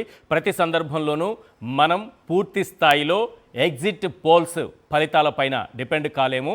మనకున్నటువంటిది అంటే రాబోయేటటువంటి ఫలితాలు ఎలా ఉండబోతున్నాయి అనడానికి ఒక అద్దంలా, దీన్ని ఒక సంకేతంలా మాత్రమే దీన్ని మనం భావించాల్సి ఉంటుంది. పూర్తి ఫలితాలు, అసలైన ఫలితాలు మాత్రం నవంబర్ 14న మనకు తెలుస్తుంది. కానీ ఎగ్జిట్ పోల్ ఫలితాలు మాత్రం ప్రజల మూడ్ ఎలా ఉంది, ఏ పార్టీ ఎన్ని స్థానాల్లో విజయం సాధించే అవకాశం ఉందన్నది ఈ ఎగ్జిట్ పోల్ ఫలితాలు మనకు తెలియజేస్తుంటాయి. అయితే ఇక్కడ మనం చూస్తున్నటువంటి అన్ని సర్వే సంస్థలు కూడా ఆల్మోస్ట్ 10 ఉన్నాయి మన దగ్గర. 10 సర్వే సంస్థలు ఇచ్చినటువంటి ఫలితాలను చూస్తుంటే ఎన్డీఏ విజయం సాధించబోతోంది. 122 స్థానాలు మ్యాజిక్ ఫిగర్ను దాటి ఒక క్లియర్ కట్ మెజారిటీతో మరోసారి అధికారంలోకి రాబోతోందన్నది చాలా క్లియర్గా కనిపిస్తున్నటువంటి విషయం. ఇక జూబ్లీ హిల్స్ ఉప ఎన్నికకు సంబంధించి కూడా కొన్ని సంస్థలు, సర్వే సంస్థలు కూడా ఎగ్జిట్ పోల్స్ని వెలువరించాయి. వాటిని కూడా మనం మరి కాసేపట్లో చర్చించబోతున్నాం. ఆ అంశాలన్నింటిపైన కూడా మనతో పాటు జాయిన్ అయ్యారు రామ్మోహన్ రెడ్డి గారు, కాంగ్రెస్ పార్టీకి సంబంధించి. రామ్మోహన్ రెడ్డి గారు, ఏంటి ముందుగా ఎగ్జిట్ పోల్స్ ఫలితాల కంటే ముందు మీ పార్టీ ఎలాంటి నమ్మకంతో ఉంది? ఓవరాల్ అబ్జర్వేషన్ ఏంటి ఈరోజు పోలింగ్కి సంబంధించి? ఈశ్వర్ గారు, ముందుగా మీకు ప్యానెల్ పెద్దలకి అండ్ సాక్షి టీవీ ప్రేక్షకులందరూ కూడా గుడ్ ఈవినింగ్. మేము ముందు సంది ఒకటే చెప్తా ఉన్నాం, సెంటిమెంట్ వర్సెస్ డెవలప్మెంట్ నడుస్తుంది జూబ్లీహిల్స్ ఉప ఎన్నికలలో. అభివృద్ధి వర్సెస్ అబద్ధాలు నడుస్తున్నాయి. సో ప్రజలు ఎటుపక్క ఉంటారు? 2 సంవత్సరాలు కూడా నిండకంటే ముంగటనే మేము ఇచ్చినటువంటి మాట మీదకించి ఎన్ని హామీలు నెరవేర్చినాం, ఎన్ని హామీలు నెరవేర్చేటటువంటి ఆ యొక్క చిత్తశుద్ధి మా ప్రభుత్వానికి ఉంది. ప్రజలకు ఆల్రెడీ ఏం చేసినాం అనేటటువంటిది వాళ్ళ ఇళ్లకు పోయినటువంటి సంక్షేమంతో ప్రజలు చెప్తారు. బీఆర్ఎస్ పార్టీ లేదా కార్డు పట్టుకొచ్చిరాం, మేము ఇచ్చిన మేనిఫెస్టోలో మిగిలిపోయిన ఆడేటూనే ఉంటాయి కదా, అదేదో బాకీ కార్డ్ అని చెప్పి మొదలు పెట్టినుండే. బాకీ కార్డ్ అని మొదలు పెడితే జనాలు ఇంటికాడికి పోయినప్పుడల్లా వాళ్ళ బాకీ సంగతి పక్కకు పెట్టారు, వాళ్ళ టర్మ్ కూడా ఇంకా కాలేదు. కానీ మీ దోకా కార్డ్ సంగతి ఏంది అని అడిగారు. మీరు 10 సంవత్సరాల చేసినటువంటి దోకా సంగతి ఏంది? ఎందుకంటే ఫైన్ రైస్ అంటే సన్నబియ్యం అనేది 2014లో చెప్పినటువంటి మాట. 10 సంవత్సరాలు నువ్వు అధికారంలో ఉంటే కనీసం సన్నబియ్యం ఇవ్వలేనటువంటి పరిస్థితి ఉండే, ఒక కొలువులు ఇవ్వలేనటువంటి పరిస్థితి ఉండే, మునిగిపోతున్నటువంటి కాలనీలను ఒకరోజు వచ్చి తిరిగి పట్టించుకున్నటువంటి పాపాన పోలేదు. అట్లాంటిది నేరుగా ముఖ్యమంత్రి గారు ఇప్పుడు మైత్రివనం దగ్గర నీళ్ళు మొత్తం ఆగిపోయేటటువంటిది ఉంటే ఎవ్వరికి కూడా సమాచారం కూడా ముఖ్యమంత్రి గారు నేరుగా పోయి ఆ యొక్క సమస్యను చూసినటువంటి పరిశీలించినటువంటి నేను ఒకసారి గుర్తు చేస్తా ఉన్నా. అంటే నాయకుల మధ్యలో తేడా, ఆ చిత్తశుద్ధి నగరం బాగుండాలి అని అంటే ఏం కావాలి, ప్రకృతిని పర్యావరణాన్ని కాపాడుకోవాలి, భవిష్యత్ అయినటువంటి పిల్లల జీవితాలు ఆగం కాకుండా ఉండాలంటే మాదక ద్రవ్యాలను నిషేధించాలి. అట్లనే కటిక పేదరికంలో మెలుగుతున్నటువంటి వాళ్ళని ఆర్థికంగా అంటే కేవలం పైసలు ఇవ్వడం మాత్రమే కాదు, వాళ్ళ సంక్షేమ రూపంలో మనం వారి యొక్క జీవితాలను అభ్యున్నతి చెందాలనంటే ఉచిత బస్సు దగ్గర నుంచి ఇంట్లో పెద్దోళ్ళకే చిన్నోళ్ళకో ఏదైనా మంచి చెడు జరిగితే హాస్పిటల్కి పోతే 5 లక్షల రూపాయలు ఆరోగ్యశ్రీ సరిపోతలేదు అని అంటే దాన్ని 10 లక్షలు చేద్దామని చెప్పి ప్రమాణ స్వీకారం చేస్తుంటేనే గడిల కంచెలు తెంపి ప్రజాస్వామ్యాన్ని బతికిచ్చే కాడికి మొదలైతే 48 గంటలలో ఉచిత బస్సు, తర్వాత ఆరోగ్యశ్రీ 5 లక్షల నుంచి 10 లక్షలు ఫస్ట్ మేము చేసిన సంక్షేమము ఈశ్వర్ గారు. తర్వాత ఇప్పుడు బీఆర్ఎస్ వాళ్ళు క్యాంపెయిన్ చేసుకుంటూ పోయినరు. ఇంటికి పోయినప్పుడు ఎవరైనా మర్యాదకు ఒక ఛాయ్ ఇస్తే ఆ ఛాయ్ కాసినటువంటి గ్యాస్ స్టవ్లో కూడా 500 సిలిండర్ మాదే. అలసిపోయిపోయినా ఇట్లా దూకుంటున్నాం, ఫ్యాన్ వేస్తే కూడా 200 యూనిట్ల కరెంటు మాదే. ఇంకింత కొంచెం అలసిపోయారంటే బుక్కటి బువ్వ పెట్టుదామని ఎవరన్నా అంటే సన్న బియ్యం కూడా మాదే. ఆఖరికి దూర ప్రాంతాలకి బీఆర్ఎస్ కోసం ప్రచారం చేయడానికి వచ్చిన ఆడపడుచులు ఎక్కినటువంటి ఆర్టీసీ బస్సులు ఫ్రీగా ఇచ్చినటువంటిది కూడా మేమే. సంక్షేమాలు బీఆర్ఎస్ అబద్ధాలతోటి ఆగిపోయేటటువంటిదో లేకపోతే ప్రజల దృష్టిని మలిచేటటువంటిది కాదు. బాకీ కార్డు చూపించినప్పుడు చాలా పెండింగ్ లో కనిపిస్తున్నాయి. ఇప్పుడు 2014 2 అయింది కదా అధికారంలోకి వచ్చి, ఇవేవి కూడా నెరవేర్చలేదని వాళ్ళు ఇంటింటికి తిరిగి చెప్పారు కదా. అది వాళ్ళ స్టాండ్, అది నేను అదే అంటున్నాను. నేను ఇదే విషయాన్ని కేటీఆర్ గారిని అడిగాను, ఇప్పుడు మీరు చెప్పిన విషయాలే అడిగాను. ఏవి మీరు ఇవి నెరవేర్చలేదు కాంగ్రెస్ అడుగుతున్నారు కదా అని. అది నెరవేర్చలేదనేది కూడా ఒక కారణం కదా మా ఓటమికి. మరి కాంగ్రెస్ వచ్చి ఏం చేసింది? వాళ్ళకి 10 సంవత్సరాలు 5 సంవత్సరాల తర్వాత ఇంకా 5 సంవత్సరాల అవకాశం ఇచ్చిండ్రు. కేవలం ఫైన్ రైస్ ఎగ్జాంపుల్ చెప్తున్నాను, 2 ఏళ్ళు అయిందా? అంతే కదా. 10 సంవత్సరాల తర్వాత వాళ్ళు చేయలేదు, ఇంకా కూడా వీళ్ళు చేస్తలేరు చాతగానో వీళ్ళు అని చెప్పి వాళ్ళని ఇంటికి పంపించారు. మేము వచ్చి 2 ఏళ్ళే అయ్యింది సార్, అయినా కూడా మేము చెప్పినాం ఈశ్వర్ గారు, మేమేమన్నామనంటే 2 సంవత్సరాలలో మేము చేసినటువంటి సంక్షేమము 10 సంవత్సరాలలో నువ్వు చేసినటువంటి సంక్షేమం రెండింటిని బేరీజ్ వేద్దాం రా. నీకంటే మేము ఎక్కువనామా నువ్వు ఎక్కువనామా చెప్దు. ఏకకాలంలో రుణమాఫీ చేసినటువంటి గిన్నెస్ రికార్డ్ మాది. ఏ రాష్ట్రంలో కానీ ఎక్కడ కానీ ఇప్పటి వరకు అంతటి అమౌంట్ చేయలేదు. ప్రతిసారి 10 ఏళ్లలో బీఆర్ఎస్ పార్టీ వచ్చినప్పుడల్లా మితి మాఫీ చేసుకుంటూ పోయారు ఎన్నికలు వచ్చినప్పుడల్లా. కానీ రుణ విముక్తులైనరా కాలే రైతులు. సన్న వడ్ల మీద 500 రూపాయలు బోనస్ ఇచ్చినటువంటి చరిత్ర ఈ రోజున బీఆర్ఎస్ పార్టీకి ఉండేనా? మాకుంది సార్, మేము ఇచ్చినాము. అంతేకాదు ఈరోజు వడ్ల సేకరణ జరిగినప్పుడు పారదర్శకంగా తరుగు లేకుండా ప్రొక్యూర్మెంట్ చేసినటువంటి విధానం 10 ఏళ్లలో ఈ రోజున ఉండేనా? లేకుండే. మేము వచ్చినాక చేసినాం. వారం లోపు పైసలు రైతుల అకౌంట్లలో క్రెడిట్ చేస్తున్నటువంటి కీర్తి గడించింది మేము. ఇవన్నీ మేమేదో మేము సొంతంగా చెప్తే అబద్ధాలు అయితే జనాలు విశ్వసించరేమో. కానీ నేను ఒకటే అంటున్నాండి, ఏడనో ఐటీ టవర్లలో కూర్చొని రూమ్లల్లో సోషల్ మీడియా లైన్లు ఇచ్చేస్తే అబద్ధపు ప్రచారాలు చేసేస్తే ఎవరితోటైనా పిలిపించుకొని 4 ఏడుపు మాటలు మాట్లాడిపించి ఇక మొత్తం ప్రభుత్వం మీద వ్యతిరేకతనే ఉందని చెప్పి చూపించి చెరువులని మొత్తం కబ్జాలను నియంత్రిస్తుంటే అది పేదవారి ఇళ్లను కూలగొడుతున్న అనేటటువంటి చిత్రీకరణ ఏదైతుందో దాన్ని ప్రజలు విశ్వసించేటటువంటి పరిస్థితి లేదు. పెద్దవాళ్ళ ఇళ్ల దగ్గరికి వెళ్ళలేదే హైడ్రా అనేది సామాన్య ప్రజలకు కూడా. మీరు ఒకవేళ మంచి పని చేస్తుండొచ్చు, పెద్దవాళ్ళ ఇంటి జోలికి వెళ్ళట్లేదు. మొదటిది ఏడ కూలగొట్టినామండి? ఎన్కన్వెన్షన్ కటిక పేదరికంలో ఉండేటోళ్ళదా లేకపోతే బాగా పెద్దవాళ్ళదా? అదే 10 ఏళ్ల ముంగట అధికారంలోకి వచ్చిన కేసీఆర్ గారి దగ్గర అప్పుడు కూడా ఎన్కన్వెన్షన్ దగ్గరికి బుల్డోజర్లు పోయినాయి, ఇట్లా నాంపాం పడిగిపినట్టు ఇప్పినాయి. కానీ తర్వాత తోక ముడుచుకొని వచ్చినాయి. ఎందుకనేటటువంటిది అంటే మీకు సంచులు చదువుకురు కాబట్టి. ఈ రోజు కబ్జాలని నియంత్రించకపోతే నాయకులకు లాభం అవుతుంది, మాదక ద్రవ్యాలని ప్రోత్సహిస్తే నాయకులకు లాభం అవుతుంది పైసల రూపాయన. ఎందుకంటే చెడు పని చేసేటోడు పైసలు ఇస్తాడు. కానీ ఎక్కడ కాంప్రమైజ్ కాకుండా పేద ప్రజల పిల్లలు మన తెలంగాణ బిడ్డలు భవిష్యత్తు అయినటువంటి వాళ్ళ జీవితాలు బాగుండాలంటే నో కాంప్రమైజ్. ఎట్టి పరిస్థితులలో ఉక్కుపాదం మోపుతామన్నాము, బెల్ట్ తీసుకొని జరుస్తున్నాము. అది మా విధానం. ఇంద్రనీల్ గారు, మీ అబ్జర్వేషన్ ఏంటి? మొత్తం జూబ్లీ హిల్స్ ఎన్నికలకు సంబంధించి ఏ అంశాలు ప్రభావితం చేశాయి సార్? సాధారణంగా ఎలాంటి ఎన్నిక ఎవరైనా అభ్యర్థి చనిపోయినప్పుడు అసలు అభ్యర్థిని నిలబెట్టరు ఫస్ట్. కాకపోతే కాంగ్రెస్ ఇక్కడ ఏం తీసుకుంది అంటే 2 సంవత్సరాల రెఫరెండాన్ని ప్రజల తీర్పు రూపాన చెప్పాలనుకొని భావించి దాన్ని అంటే ముఖ్యమంత్రి గారే స్వయాన దిగి ప్రచారం చేసి అది ఒక ముఖ్యమంత్రి రేవంత్ రెడ్డి వర్సెస్ కేటీఆర్ ఎలక్షన్ లాగా చేయాలని చూశారు. అభ్యర్థుల కంటే కూడా వాళ్ళిద్దరే ఎక్కువ కనిపించారు. అవును, మీరు చెప్పిన మాట correct. Revanth Reddy versus KTR election అన్నట్టుగా. అయితే ఇక్కడ ఎలక్షన్ గెలవటం కోసం, కేవలం ఎలక్షన్ గెలవటం కోసం మూడు సంఘటనలు నేను చెప్తాను చూడండి. ఆల్ ఆఫ్ సడన్ పాజిబిలిటీ కాదు అని తెలిసిన తర్వాత కూడా 42% బీసీలకు స్థానిక సంస్థల ఎన్నికల్లో రిజర్వేషన్ అంశాన్ని తెర మీదకి తీసుకొచ్చారు. ఎందుకు అంటే జూబ్లీ హిల్స్ ఎలక్షన్లో 1,40,000 పైచిలకు ఓట్లు బీసీలు ఉన్నాయి. తర్వాత all of sudden Muslim oats కోసం ఒక పక్క ఎంఐఎం మద్దతు ఉన్నా కూడా ఒక పక్క ఎలక్షన్ కోడ్ ఓపెన్ అయిన తర్వాత కూడా ఈ ఎలక్షన్ ప్రభావితం చేస్తుంది అని తెలిసి కూడా అజారుద్దీన్ గారికి మంత్రి పదవిని ఇచ్చారు. తరువాత సినీ కార్మికులు ఎక్కువగా ఉండే ఈ జూబ్లీ అంటే కృష్ణానగర్ ఏరియాలు ఉన్నాయి కదా, ఇక్కడ టికెట్ రేటు పెంచితే ఆ పెంచిన ధరలో నుంచి లాభంలో 20% ఇవ్వాలి అని చెప్పారు. అది అసలు అసంభవం, అది ఛాన్సే లేదు. ఎందుకంటే నిర్మాతలు ఎవరు ఒప్పుకోరు. అది మీరు నిర్మాతల మండలితో చెప్పగలగాలి. మీరు ఒక మీటింగ్ పెట్టేసి ఆల్ ఆఫ్ సడన్ చెప్పి వాళ్ళని మభ్యపెట్టడం అంటారు. రేపు వాళ్ళతో చెప్పించకపోతే ఆయన చేతిలో ఉన్న పనే కదా. ఇక్కడ ఎలా ఉంటుందంటే సార్, సినీ కార్మికులు ఒక అగ్రిమెంట్ చేసుకొని ఆ డబ్బులే తీసుకోలేరు. అంటే ప్రొడ్యూసర్ ఏదైతే ఇస్తానన్నాడు ఈ సినిమాకి ఆ డబ్బులే తీసుకోలేక ఇండస్ట్రీలో బతుకుతూ ఉంటారు. అలాంటి వాళ్ళకి అదనంగా వచ్చిన డబ్బుల్లో 20% అసలు దేన్ని బట్టి టాలీ చేస్తారు, ఏ విధంగా ఇస్తారు? అందులో కూడా సినీ కార్మికులు డిఫరెంట్ క్రాప్స్ ఉంటాయి, 24 రకాల క్రాప్స్ ఉన్నాయి. పెంచి టికెట్లు అమ్ముకున్నారు, వాళ్ళు ట్యాక్స్లు కట్టాలి. కట్టిన దాన్ని బట్టి ఎన్ని టికెట్లు అయ్యాయి అని అమౌంట్ వస్తే వీళ్ళకి ఎలా డిస్ట్రిబ్యూట్ చేస్తారు? ఇందులో మళ్ళీ రకరకాల పే స్కేల్ ఉండే 24 క్రాప్స్ ఉండే. అసలు ఎంతమంది మీరు వైట్ ట్రాన్సాక్షన్ చేస్తున్నారు? అసలు ఇవన్నీ అసంభవం. ఇది కేవలం రాజకీయ ఎత్తుగడ కింద వాడుకున్నారు. అయితే ఇది రేవంత్ రెడ్డి కేటీఆర్ మధ్య పోటీ అనే కంటే కూడా ఎంత లెవెల్లో వచ్చినా కూడా అభ్యర్థి అనేవాళ్ళు చాలా ఇంపార్టెంట్ అవుతారు.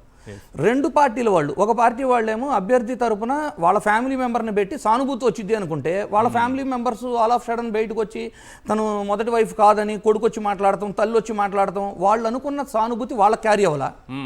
స్థానికులు ఎంఐఎం నుంచి పోటీ చేస్తున్నారు, ఇండిపెండెంట్గా పోటీ చేస్తున్నారు, బీసీ అభ్యర్థిగా పోటీ చేస్తున్నారు. ఇన్నుండి అని దించిన తర్వాత తమ్ముడు మీద అండ్ తండ్రి మీద కూడా బైండ్ ఓవర్ కేసులు పెట్టడం వలన వీళ్ళు అనుకున్నది కూడా వర్కౌట్ అవ్వాలి.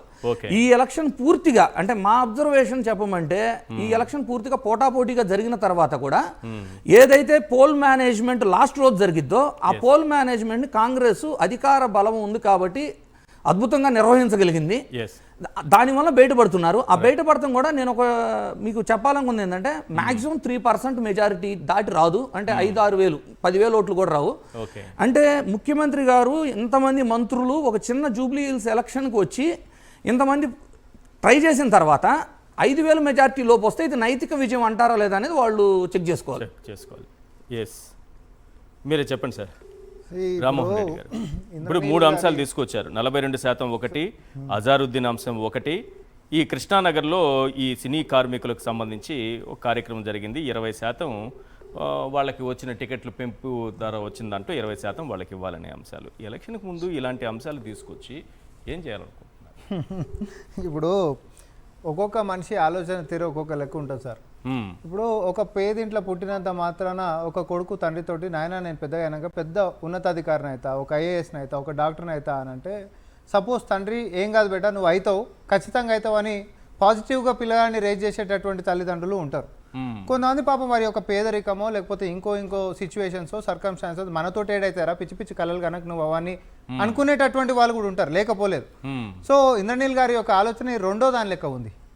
ఎట్లా సాధ్యం కాదని తెలిసినా ఏది సాధ్యం కాదు, ఎట్లా సాధ్యం కాదు, మనం ఎంత 42% సాధ్యం అవుతుందా? అవును 42. తమిళనాడులో 69% నడుస్తుంది. ఎట్లా ఎడికించి వచ్చింది?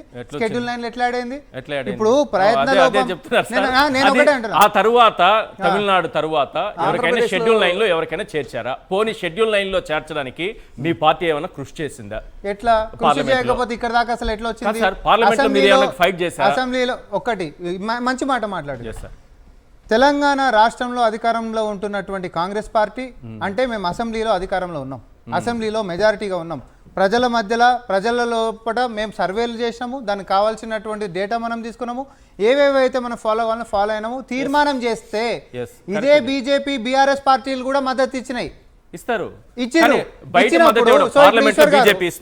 ఇప్పుడు ఈశ్వర్ గారు పార్లమెంట్ లో ఇస్తుందా బీజేపీ? ఇప్పుడు నేను చెప్పేది అది ఎవరు ఇవ్వలేదు, ఎవరి దగ్గర పెండింగ్ ఉంది? ఇప్పుడు కేంద్రం దగ్గర పెండింగ్ ఉంది. అంటే మనందరం పోరాటం ఇప్పుడు తెలంగాణ కూడా సాధ్యం కాదు అనేటోళ్ళు ఎన్ఎల్ఎస్లకు ఇచ్చేటోళ్ళు కూర్చొని చాలా మంది మాట్లాడారు. ఎట్లా సాధ్యం అవుతుందండి, ఎట్లా సాధ్యం అవుతుంది? తెలంగాణ రాజ్యాంగ సవరణ చేయాలి. నేను ఇంకొకటి ఒక నిమిషం నాది కాలేదు.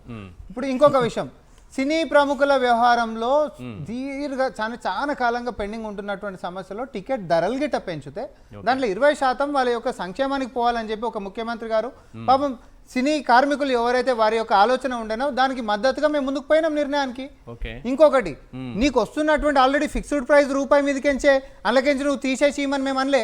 రేపు పొద్దున నువ్వు రేటు గిట్ట పెంచుకుంటే ఆ పెంచినటువంటి రేట్ల 20% నువ్వు ఇవ్వాలి. ఎందుకంటే మా దగ్గర నుంచి నువ్వు వెసులుబాటు తీసుకుంటున్నప్పుడు సినీ కార్మికులకు కూడా నువ్వు దాంట్లో భాగం ఇవ్వాలి 20 పైసలు అని చెప్పి మేము అన్నాం. దానికి సహకరించుకుంటా. ఎందుకంటే ఇప్పుడు ప్రజల యొక్క సమస్యని అర్థం చేసుకునే నాయకత్వం ఒకటి ఉండాలి. ఒకటి ఇప్పుడు మనకు శకునం ఉంటుంది, అపశకునం ఉంటుంది. ఎప్పుడైనా శకునం లెక్క అనుకొని మనం ముందుకు పోతే ఒక లెక్క ఉంటుంది, అపశకునం లెక్క మాట్లాడుకొని ముందుకు పోతే ఏ సాధ్యం కాదు.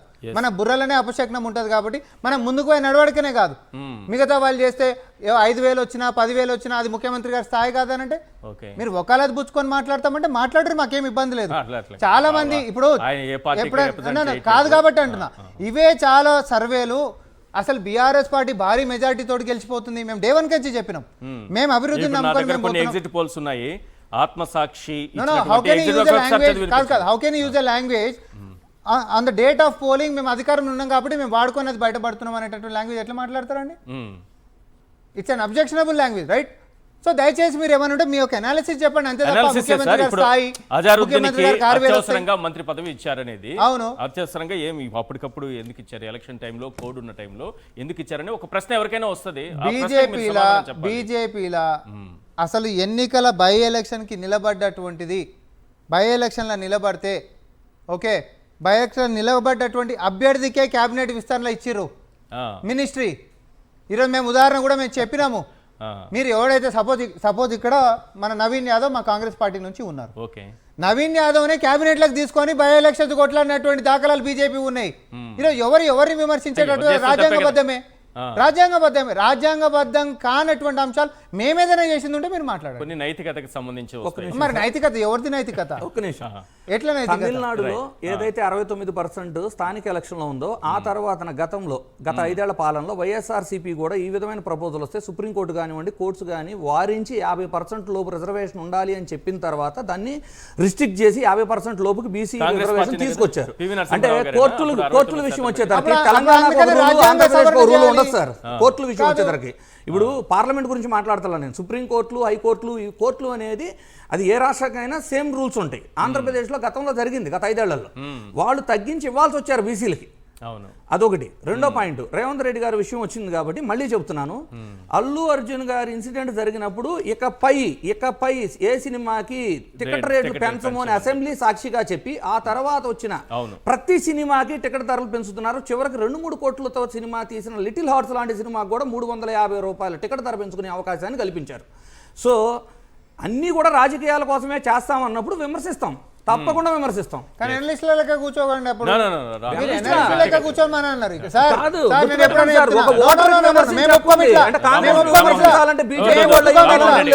నువ్వు పింకు కండి మాట్లాడుతుంటే మాకు అభ్యంతరం లేదు. దయచేసి ముఖ్యమంత్రి గారిని విమర్శించేటప్పుడు నేను అంటున్నా, నేను ఒక ప్రతినిధి లెక్క నేను ఇక్కడికి వచ్చిన, నువ్వు ఎనలిస్ట్ లెక్క మాట్లాడు, బ్యాలెన్స్ అంటే మీలాంటి ఫేవర్ అవుతానికి మేము గెలుస్తలేమైంది, మేము గెలుస్తలేమైంది. సర్వే ఎవరికి ఇచ్చారు మీరు?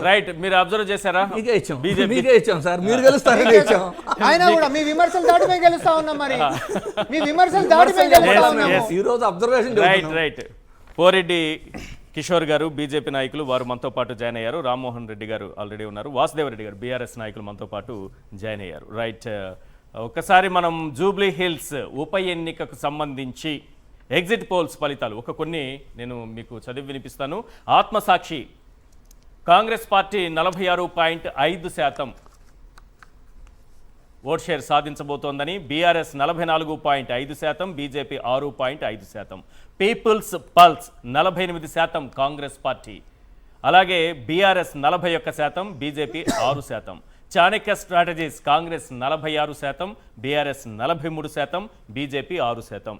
ఇక్కడ మనం క్లియర్గా గమనించవచ్చు, కాంగ్రెస్ పార్టీ 46 నుంచి 48% ఓట్ షేర్ సాధించబోతోందని చాలా క్లియర్ ఇండికేషన్ కనిపిస్తోంది. ఇక బీఆర్ఎస్కి సంబంధించి 43 నుంచి 44.5%, బీజేపీ ఎటు తిరిగినా ఏ సర్వే ఫలితాలు చూసినా మనకు 6% దగ్గరే పరిమితమైనట్టుగా కనిపిస్తోంది. ఎస్, పోరెడ్డి కిషోర్ గారు, ఏంటి మీ అబ్జర్వేషన్ జూబ్లీ హిల్స్కి సంబంధించి? కాంగ్రెస్ పార్టీ విజయం సాధించబోతోంది అనుకుంటున్నారా? అంతా పాజిటివ్ గానే వెళ్ళామని చెప్తున్నారు రామ్మోహన్ రెడ్డి. ముందుగా ఈశ్వర్ గారు మీకు, అట్లాగే నాతోటి మిత్రులందరికీ కూడా, ప్రోగ్రాంలో పాల్గొంటున్న మిత్రులందరికీ కూడా, మన సాక్షి టీవీ ప్రేక్షకులందరికీ నమస్కారం అండి. సో మీరు కామెంట్ చేయమనింది నేను అనుకోవడం ఎగ్జిట్ పోల్ విషయాల మీద. సో ఎగ్జిట్ పోల్ డేటా చూస్తుంటే బీజేపీ మరీ తక్కువగా ఇచ్చినట్టు కనిపిస్తుంది. సరే, నేను వాటి మీద ఏం కామెంట్ చేయలేను. వాటి సర్వే సంస్థల మీద కానీ నాకు ఒక అవగాహన అయితే లేదు, ఒక కాన్ఫిడెన్స్ కానీ, లేకపోతే ల్యాక్ ఆఫ్ కాన్ఫిడెన్స్.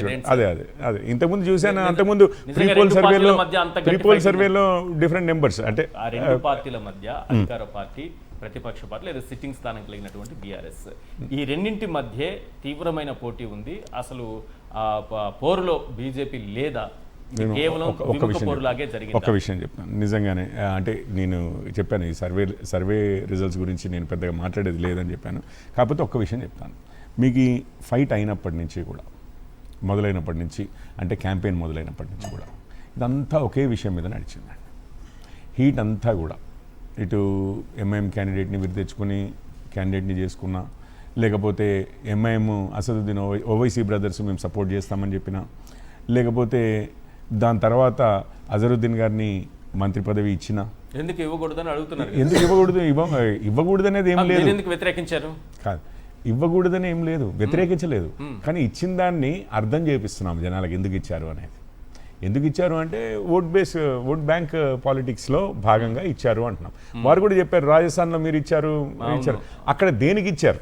ఎవరికైనా ఏదైనా ఓట్ బ్యాంక్ పాలిటిక్స్ ఆడడానికి ఇచ్చారో లేదో వారిని ఒకసారి కామెంట్ చేసుకోమని చెప్పండి. నేను కాదని అనట్లేదు. మీరు పాలిటిక్సే చేస్తున్నాం అందరం కూడా. వాళ్ళ పార్టీ వాళ్ళు కూడా, నాయకులు కూడా, ఇక్కడ ఉన్న సామా గారు కూడా చాలాసార్లు చెప్పారు అందరూ పాలిటిక్సే చేస్తున్నామని. ఆ పాలిటిక్స్ ఏం పాలిటిక్స్ చేస్తున్నారన్న దాని మీద వ్యాఖ్యానం కానీ, మేము అబ్జెక్షన్ అయినా ఆ ఓట్ బ్యాంక్ పాలిటిక్స్ కోసం మీరు చేస్తున్నారన్న దాని మీద అబ్జెక్షనే కానీ, మిగిలిన వాటి మీద ఆయనకి ఇవ్వద్దు అని కానీ, అజరుద్దీన్కి అగెయిన్స్ట్గా, అంటే అఫ్కోర్స్ ఇంకా బెటర్ ముస్లిం నాయకులు ఎవరు దొరకలేదా అని చెప్పి మేము అడిగాము. ఇంకొకటి, లాస్ట్కి ముఖ్యమంత్రి గారైనా కానీ ముస్లింలు అంటే కాంగ్రెస్ అంటే ముస్లిమ్స్కి గౌరవం దక్కుతోందంటే కేవలం కాంగ్రెస్ ఉండడం వల్ల అన్నారు. అసలు యాక్చువల్లీ కాంగ్రెస్ ఈ రోజు ఉంది అని అంటే ముస్లింల వల్లే అని మనందరికీ తెలుసు. అమేఠీ వర్సెస్ వాయనాడ్, లేదు ముస్లింలకి గౌరవం అంటే కాంగ్రెస్ నుంచే అని అన్నారు. నేనేమంటున్నానంటే కాంగ్రెస్ పార్టీ అని చెప్పాలనుకో వారు అదే చెప్పారండి, ముఖ్యమంత్రి గారు చెప్పారు. మీకు కావాలంటే క్లిప్పింగ్ ఏమన్నా ఉంటే మీరే, నేను ఇప్పుడు ఒకవేళ ఉద్దేశం అదేనా, ఆయన చెప్పింది అదే కదా. నేననేది ఏంటంటే వారు చెప్పింది ఇంకొక విధంగా కూడా వాస్తవమే. ముస్లింలు సపోర్ట్ ఉంది చేయబట్టే కాంగ్రెస్ నిలబడింది ఈరోజు. నిజంగా చెప్పాలంటే బతుకుతోంది ఈరోజు. మీకు అమేఠీలో రాహుల్ గాంధీ గారు లోక్సభకి అయితే వెళ్ళగలిగేవారు కాదు, వాయనాడికి వెళ్ళారు చేయబట్టి వెళ్ళగలిగారు. ప్రియాంక గారు ఇప్పుడు చూడండి, ఫస్ట్ ఫ్యామిలీ కాంగ్రెస్ది, ఇద్దరు అన్నా చెల్లెళ్ళు ఇద్దరు కూడా వాయనాడుకి వెళ్ళాల్సి వచ్చింది లోక్సభలో అడుగుపెట్టాలంటే. మీకు అర్థమైపోయింది ఇక వారికి ఎవరు సపోర్ట్ ఇస్తుంటే, ఏ ఓట్ బ్యాంకులు సపోర్ట్ ఇస్తుంటే మాత్రమే బతకగలుగుతున్నారు, లోక్సభలోకి వెళ్ళగలుగుతున్నారని మనందరికీ తెలిసిపోయింది. ఓకే, అదొక విషయం. ఇప్పుడు రెండో విషయం, యువతల మరి బీఆర్ఎస్ వాళ్ళు ఏమైనా తక్కువనా అంటే వారు కూడా అదే ఓట్ బ్యాంక్ కోసము తాపత్రయము. అందుకనే అక్బరుద్దీన్ ఓవైసీ గారు కూడా అన్నారు కదా, రావు అయితే ఏంది, రెడ్డి అయితే ఏంది, మనదేరా ఆధిపత్యం అన్న టైప్లో ఆయన కామెంట్ చేశారు కదా. సో ఇప్పుడు వీరు మాత్రం, నేను ఇంకొకటి చెప్తాను, వీరి హయాంలో మెట్రో ఓల్డ్ సిటీకి వెళ్ళదు, వారి హయాంలో హైడ్రా ఓల్డ్ సిటీకి వెళ్ళదు. సో ఈ ఫైట్ అంతా కూడా ఇది ఓట్ బ్యాంక్, ఈ minority or Muslim vote bank ఎట్టిపోతుంది. అందరినీ సమానంగా చూస్తుంది హైడ్రా అని చెప్పారు. ఉన్నవాడు పేదవాడని ఏం లేదు, అందరినీ సమానంగా చూస్తున్నా. మీరు రాకముందు అడిగా, నేను ఎక్కడ చూస్తుంది అని అడిగాను. ఆయన కొన్ని ఎగ్జాంపుల్స్ కూడా చెప్పారు.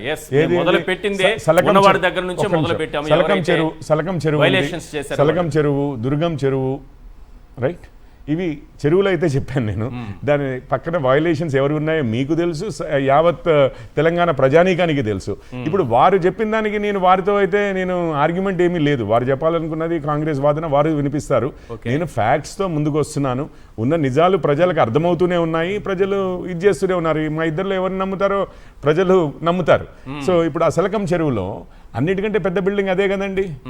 డైరెక్ట్ వయలేషన్ చెరువు లోపల, ఏదో దుబాయ్లో గాక సముద్రంలో ఇది నింపి మట్టి నింపి ఏదో కొత్త రియల్ ఎస్టేట్ ప్రాజెక్టులు చేసినట్లుగా దాదాపు అట్లాగే చేశారు ఓవైసీ బ్రదర్స్. మరి పేదవాళ్ళకి నష్టం చేసేటటువంటి హైడ్రాన్ అంటున్నారు కదా, పేదవాళ్ళకి నష్టం చేస్తుంది అన్నట్లే మీ పాయింట్ గుర్తుపెట్టుకోండి. ఓకే, హైడ్రా పైన క్లియర్ అభ్యంతరం. బీఆర్ఎస్ హయాంలో మెట్రో ఓల్డ్ సిటీకి వెళ్ళదు, కాంగ్రెస్ హయాంలో హైడ్రా ఓల్డ్ సిటీకి వెళ్ళదు. ఎందుకు అనంటే వీళ్ళ బాస్ ఎవరు? ఓవైసీ బ్రదర్స్, ఎంఐఎం ఏది చెప్తే అది నడిచే వాళ్ళు వీళ్ళిద్దరూ కూడా, రావు అయినా రెడ్డి అయినా అని చెప్పి అక్బరుద్దీన్ ఓవైసీ గారు అన్నారు. ఇదే రాజకీయం మీద ఇప్పుడు ఎలక్షన్ జరిగింది అని అంటే, ఆగండి, ఇక్కడ ఎలక్షన్ జరిగింది అంటే ఇక్కడ ఈ ఎలక్షన్లు జరుగుతుంది అంటే, ఇక్కడ ఎలక్షన్లు జరుగుతున్నాయంటే అదే అదే అదే ఇక మీకు తెలుసు కదండి. ఇప్పుడు మెట్రో అటు హైడ్రా ఎవరి దగ్గరికి పోదు ఏమి. ఇప్పుడు బ్యూరోక్రాట్స్ వాళ్ళకు రూల్ బుక్స్ తెలుసు. ఇప్పుడు ఈ మనిషి మంచోడు, ఇగో ఇప్పుడు మనమే ఉన్నాము, పక్కనే ఉందనుకోండి, ఒక మీరు మీడియా సంస్థ అనేది సమాజానికి మంచి చేస్తారని మీరు నమ్ముతారా? రాజకీయ నాయకులను ఎవరిని అడిగినా అదే చెప్తారా? మరి మనమే సాక్షికి పక్కన ఖాళీగా ఉందని ఒక 5 ఎకరాలు మనం కబ్జా చేస్తుంటే ప్రభుత్వం ఒప్పుకునేదా? ఏం మాట్లాడుతున్నారు సార్? ఎవరి కళ్ళు కప్పి ఏం మాట్లాడుతున్నారు? ఇద్దరు కూడా ఎంఐఎం సేవలో తరించాలని ప్రయత్నిస్తున్నారు. ఈ ఎలక్షన్ మొత్తము కూడా కేవలం ఒక్క ఓట్ బ్యాంక్ కోసమే అయింది అన్నట్లుగా అయింది. ఇక మరి మిగిలిన రాజకీయం ఏమైంది, ఎక్కడికి పోయింది? ఇప్పుడు 4 లక్షలు ఎగ్జాక్ట్లీ. ఇప్పుడు మీకు ఇంకొక విషయం చెప్తాను. నేను వచ్చేసరికి మరి ఏ కాంటెక్స్ట్ లో చెప్తున్నారో, రామ్మోహన్ రెడ్డి గారు చాలా గట్టిగా ఏది ఓబీసీ రిజర్వేషన్ల బిల్లు మాకు ఇక్కడ సపోర్ట్ చేశారు, కేంద్రంకి వెళ్తే ఇప్పుడు బాల్ ఎవరి కోట్లో ఉంది సార్. సార్ మీకు ఒక్క విషయం చెప్తాను, వారు కూడా అదే చెప్పబోయారు అనుకుంటా. ఏది తమిళనాడుది అయిపోయిన తర్వాత ఏమైంది, సుప్రీంకోర్టు ఏమైంది అనేది.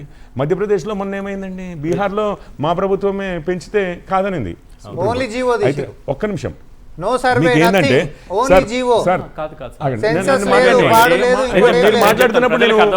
మీరు సర్వే చేయండి, కమిషన్ వేయండి, కమిషన్ నివేదిక తెప్పించుకోండి, అసెంబ్లీలో తీర్మానం చేయండి, తీర్మానం చేసి కేంద్రానికి పంపించండి. జరగదు. కేంద్రం ఒప్పుకుంటే పార్లమెంట్ లో 9th షెడ్యూల్ లో పెడితేనే 50% లోపు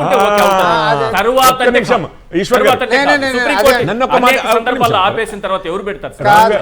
రాజ్యాంగ సవరణ చేసే పెట్టారు తమిళనాడు కూడా. తమిళనాడు 9th షెడ్యూల్ లో పెట్టారు. 76th అమెండ్మెంట్ 76th అమెండ్మెంట్ రాజ్యాంగ సవరణ చేసి షెడ్యూల్ 9 లో పెట్టారు. Okay, yes. అప్పుడు కూడా మరి ఈ రోజు కూడా రాజ్యాంగ సవరణ చేసి నువ్వే పెట్టు. ఈ రోజు వినండి, బీజేపీ పెట్టాలి. ఈశ్వర్ మీరు టెక్నికల్ గా అన్నారు కాబట్టి చెప్తాను. నేనేమంటున్నా, ఈ రోజు కూడా తమిళనాడు గురించి సుప్రీం కోర్టులో కొట్లాట నడుస్తూనే ఉంది. ఈ రోజు కూడా దాన్ని ఛాలెంజ్ చేసిన కొట్లాట నడుస్తుంది. ఇంకా సుప్రీంకోర్టు చెప్పింది కానీ రాజ్యాంగ మౌలిక సూత్రాలకు విభిన్నంగా 9th షెడ్యూల్ లో పెట్టిన వాటిని కూడా ఈశ్వర్ గారు సరే, వారు ఇప్పుడు నేను మాట్లాడుతుంటే మధ్యలో వచ్చారు, నేను కొంచెం మర్యాదగా వారిని మాట్లాడినిచ్చాను. ఐ హోప్ అట్లీస్ట్ ఇప్పుడైనా కానీ సభా మర్యాద పాటించి నన్ను మాట్లాడినిస్తారని హోప్ చేస్తున్నాను. ఒకటి, ఇప్పుడు ముఖ్యమంత్రి గారు ఒకవైపు కాంగ్రెస్ అంటే ముస్లింలు అంటే కాంగ్రెస్ అంటారు. రాజశేఖర రెడ్డి గారి హయాంలో ఒక్క నిమిషం అమ్మ, ఎందుకంత ఇరిటేట్ అవుతావు? ఇప్పుడు రాజశేఖర రెడ్డి గారు, ఇప్పుడు మీరే చూశారు ఎగ్జిట్ పోల్స్, కాంగ్రెసే గెలుస్తుంది అన్నట్టుగా వచ్చాయి. అట్లీస్ట్ కాస్త సంతోషంగా ఉండాలి కదా. ఇంత జిట్టరీ ఉందంటే ఆ ఎగ్జిట్ పోల్స్ ఈయనను కూడా నమ్మట్లేడు అనేది అర్థమైపోతుంది. బట్ చెప్తాను, అయితే ఇప్పుడు లేకపోతే అంత ఫ్రస్ట్రేషన్ నేను ఫ్రస్ట్రేషన్ లో అంటే కామ్గా కూర్చున్నాను. ఒక్క నిమిషం నేను మాట్లాడతాను. మెజారిటీ ఉన్న హిందువులు నిన్ను ఎడబెట్టిరు. మళ్ళీ మెజారిటీ ఉన్న హిందువులు జూబ్లీస్ నేడబెట్టిరు, సింగిల్ డిజిట్ కి పరిమితం చేసిరు. ఒక్క నిమిషం, ఇంకా మీరు అంటే జనాలంతా తెలివి తక్కువ అనుకోకండి.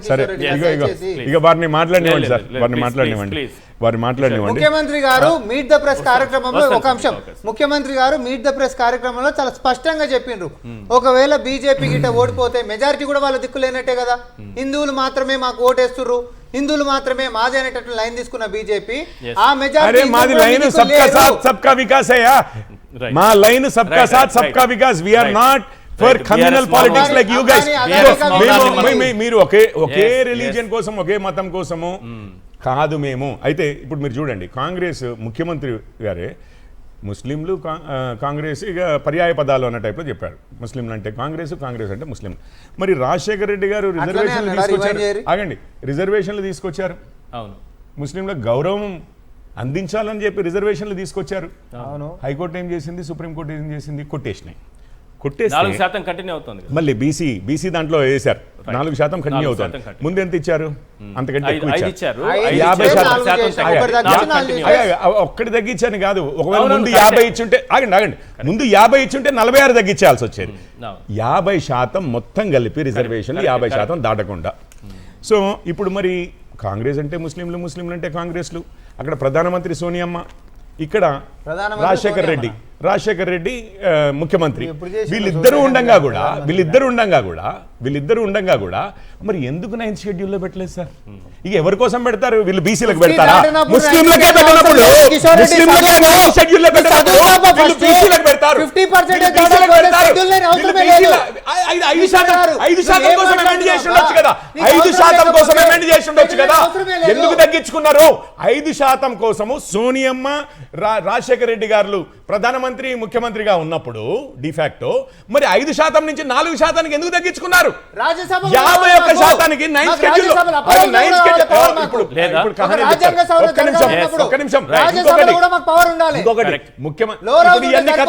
ఇవన్నీ కథలన్నీ చెప్తారు. 10 సంవత్సరాలు ఏలిరట కానీ రాజ్యసభలో కూడా మాకు లేదని ఏదో ఆగిపోయినట్టుగా మాట్లాడుతున్నారు. ఇది విషయం. ఇప్పుడు ఒక్క నిమిషం రాహుల్ గాంధీ మీరు మద్దతు ఇచ్చారా లేదా 42%కి? ఇచ్చాం. మరి కేంద్రంలో మీరు ఏమైనా ఫైట్ చేశారా? పార్లమెంట్ లో ఏమైనా ఫైట్ చేశారా? మోడీ గారికి ఒక వినతి పత్రం అయినా ఇచ్చారా? ఒక్క నిమిషం ఆగండి.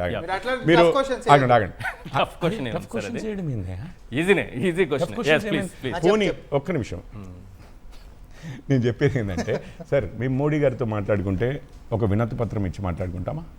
మీరు మీ కంపెనీలో అట్లాగే మాట్లాడుకుంటారా? మీ పై అధికారులతో మీ బాస్తో అట్లాగే మాట్లాడుకుంటారా? ఒక్క నిమిషం. మాది ఒక పార్టీ లోపల మేము మాట్లాడుకుంటాం. ఒక్క నిమిషం. రెండో విషయం ఇప్పుడు రేవంత్ రెడ్డి గారు ఒక రోజు జంతర్ మంతరా వెళ్ళారా? ఇదే రిజర్వేషన్ల మీద కాంగ్రెస్ నుంచి ఎవరెవరు వచ్చారు? కేంద్ర నాయకులు అందరూ వచ్చారు. ఆ రోజు రాహుల్ గాంధీ, సోనియమ్మ వచ్చిర్రా, రాహుల్ గాంధీ వచ్చిర్రా? వీళ్ళిద్దరు పేర్లు చెప్పండి. సోనియమ్మనా, రాహుల్ గాంధీ వాయనాడు పోయి గెలిచి వచ్చాడు. ఇక్కడ 10% ముస్లింలకు రిజర్వేషన్లు పెంచే బిల్ ఇది. అయినా గానీ అంటే కాంగ్రెస్ అంటే ముస్లింలు అంటే కాంగ్రెస్ ఉన్నదే ముస్లింల గౌరవం పెంచడానికి. 10% రిజర్వేషన్లు ముస్లింలకు ఇస్తున్నప్పుడు మరి రాహుల్ గాంధీ గారు, సోనియమ్మ ఎందుకు రాలేదు జంతర్ మంతర్కి? వాళ్ళు కొన్ని ప్రైవేట్ బిల్ ఏమైనా పెట్టారా? పార్లమెంట్ లో ఏమైనా గొడవ చేశారా? ఏమీ లేదు. వీళ్ళకి తెలుసు.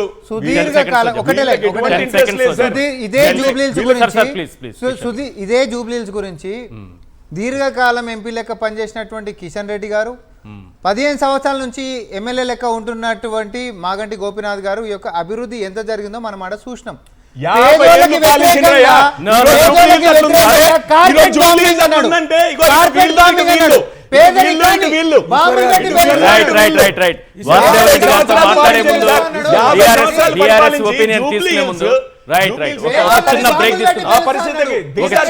వాసుదేవ్ రెడ్డి గారు, మీరు ఎగ్జిట్ పోల్స్ ఏమైనా చూసారా? 1-2 ఎగ్జిట్ పోల్స్ ఫలితాలు వచ్చాయి.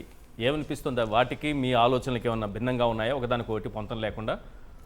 ముందుగా ఈశ్వర్ గారు, ప్యానెల్లో ఉన్న ప్యానలిస్టులకు, అదేవిధంగా మీకు ప్రేక్షకులకు అందరికీ కూడా నమస్కారాలండి.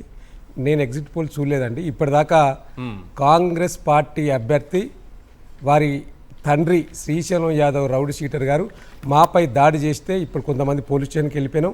ఇప్పుడు నేను అక్కంచెల్లే హడావుడిగా వస్తూ ఉన్నాను, టైం ఇచ్చాను కాబట్టి. కాబట్టి ఎగ్జిట్ పోల్ చూడలేదు. కానీ ఇవాళ ఒకసారి మనం ఈ యొక్క ఎన్నికలు జరిగిన తీరును కనుక మనం గమనిస్తే, జూబ్లీహిల్స్ ఎన్నికలు జరిగిన తీరును ఎట్లా ఉన్నది అంటే, ఇలా కాంగ్రెస్ పార్టీ ప్రభుత్వంలో ఉండి భయపడిపోతామని అంటే ఓడిపోతున్నామనే భయంతో ఎక్కడికక్కడ ప్రతి బూత్లో రిగ్గింగ్ చేసి భయభ్రాంతులకు గురి చేసి దాడులు నిర్వహించింది ఈశ్వర్ గారు. మీరు నమ్మరు, నేను సాక్ష్యం దానికి నేనే. ఇవాళ నేను ఒక చిన్న 10 సెకండ్స్ వీడియో చూపిస్తాను. నేను శ్రీశైలం యాదవ్ను మనం ఎలక్షన్ ముందు ఎలక్షన్ కమిషన్ బైండ్ ఓవర్ చేసింది, వీరి తండ్రి నవీన్ యాదవ్ తండ్రిని. సో బైండ్ ఓవర్ చేస్తే ఆయన rowdy sheeter, 100% rowdy sheeter, police స్టేషన్లో కూడా ఉన్నది. నేను ఇప్పుడు ఆయన చేసిన దాడి ఒక్కసారి చూపిస్తాను మీకు, ఏ విధంగా. ఒక్కటిసారి చూడండి ప్లీజ్.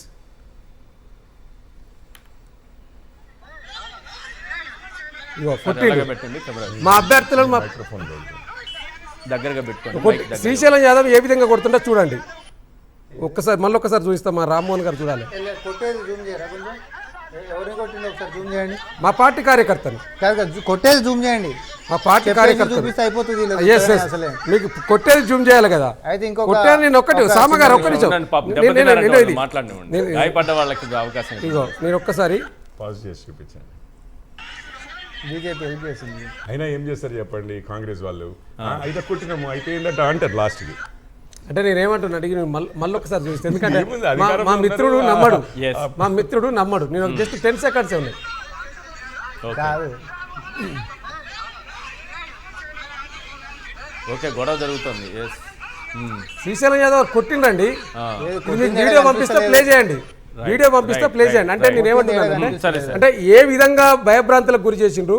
ఇప్పుడు మీరు ఎగ్జిట్ పోల్స్ లో సరే కాంగ్రెస్ గెలుస్తుంది అనేది నేను ఇంతవరకు విషయాన్ని బట్టి అర్థమైంది ఏంటంటే ఏదో 2-3% అవును. ముందు వరుసలో ఉన్నట్టు అనిపిస్తుంది. సరే అదే దాన్ని మనం ప్రామాణికంగా తీసుకోలేము. 41 మీకు మినిమం ఉంది, 44.5 మ్యాక్సిమం కనిపిస్తుంది పర్సంటేజ్ సార్.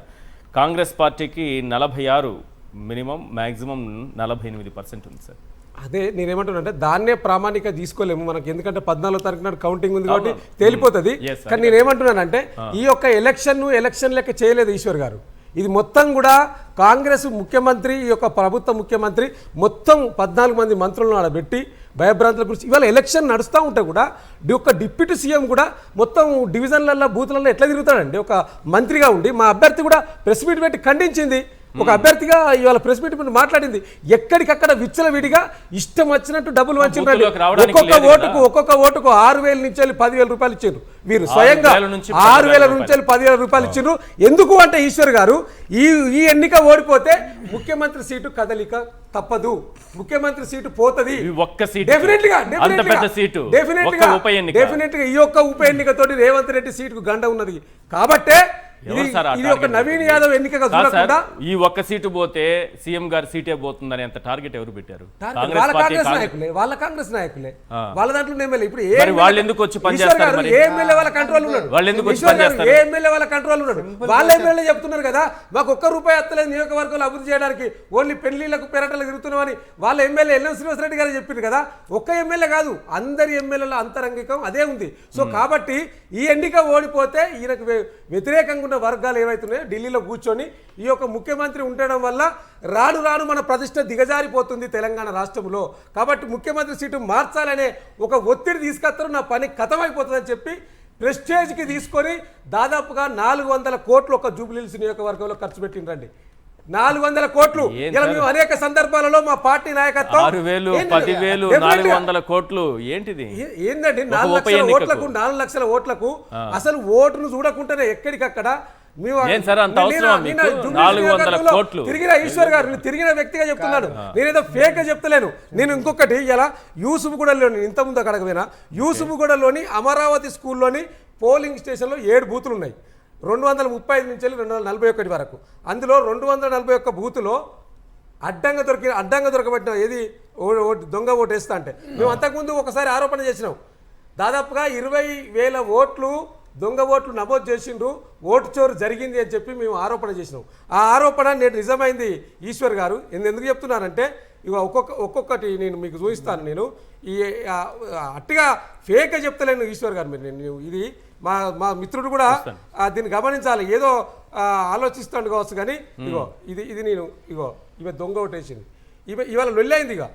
ఇది దొంగ ఓటు. ఇది ఒక్కటి కాదండి. నేను ప్రింట్ తీసుకొస్తా ఉంటే టైం దొరకలేదు. ఈ దొంగ ఓట్లు వేసిన దొరకబట్టినాం. దొంగ ఓట్లు వేసిన వాళ్ళని దొరకబట్టినాం. ఇక 1, 2, 3 గుంజుకున్నామండి. అక్కడ మా ఏజెంట్ గుంజుకున్నాడు. దొంగ ఓటు ఎట్లా అంటున్నానంటే నేను దొంగ ఓట్లు ఎట్లా అంటానంటే ఇప్పుడు పేరు కరెక్టే ఉన్నది, ఫోటో కరెక్టే ఉన్నది, వేసడానికి వచ్చిన వ్యక్తి సేమ్ కాదు. ఓకే, ఈ ఫోటో ఉంది కదా, మీ ఏజెంట్ పట్టుకున్నారా ఈశ్వర్ గారు?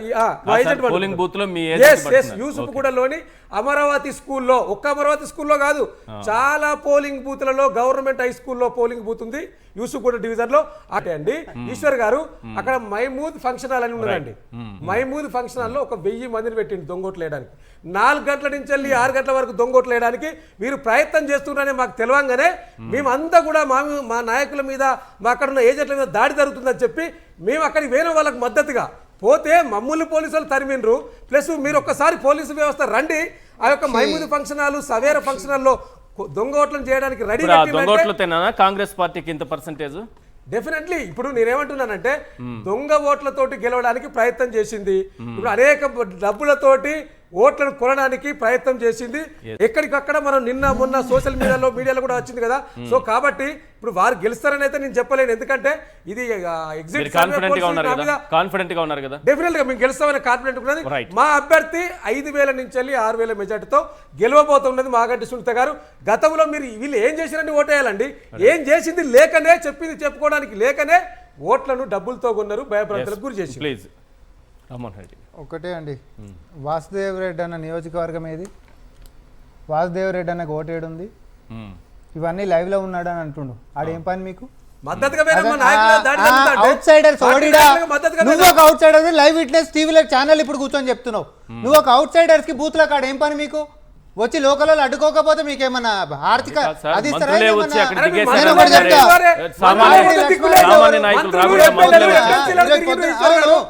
ఎన్నికల కూడా లాస్ట్ 48 గంటలప్పుడు ఎవరు ఉండొద్దు అన్నారు. లాస్ట్ 48 గంటలకు ఎవరు ఉండొద్దు అన్నారు, అందరూ వెళ్ళిపోయినరు. ఎవరైతే ఎవరో మా దాంట్లో వచ్చిండ్రు, మిమ్మల్ని చూసినాకనే ఎవరెవరు రాగిడి లక్ష్మారెడ్డి, కౌశిక్ రెడ్డి, వద్దిరాజు, ఎవరు కొప్పుల ఈశ్వరు, ఆర్ఎస్ ప్రవీణ్, పెద్ద సుదర్శన్ రెడ్డి, ఒక్కొక్కరు ఒక్కొక్క డివిజన్ల కాడ బూత్ల కాడ ఏం పని ఉంటుంది? కాంగ్రెస్ పార్టీ కార్యకర్తలు ఆపిరు వాళ్ళని, మీకు బూత్ల కాడ ఏం పని అని చెప్పి. బయట వాళ్ళ కాడ ఏం పని? మీరు పొద్దున మీరు చెప్పిన నీతే ఇది. మీరు లైవ్ లో నేను మిమ్మల్ని అంటున్నా, నీకు ఇప్పుడు నేనున్నా, నేను పోలేదే గారు వాళ్ళ మంత్రులు వాళ్ళ ఎమ్మెల్యేలు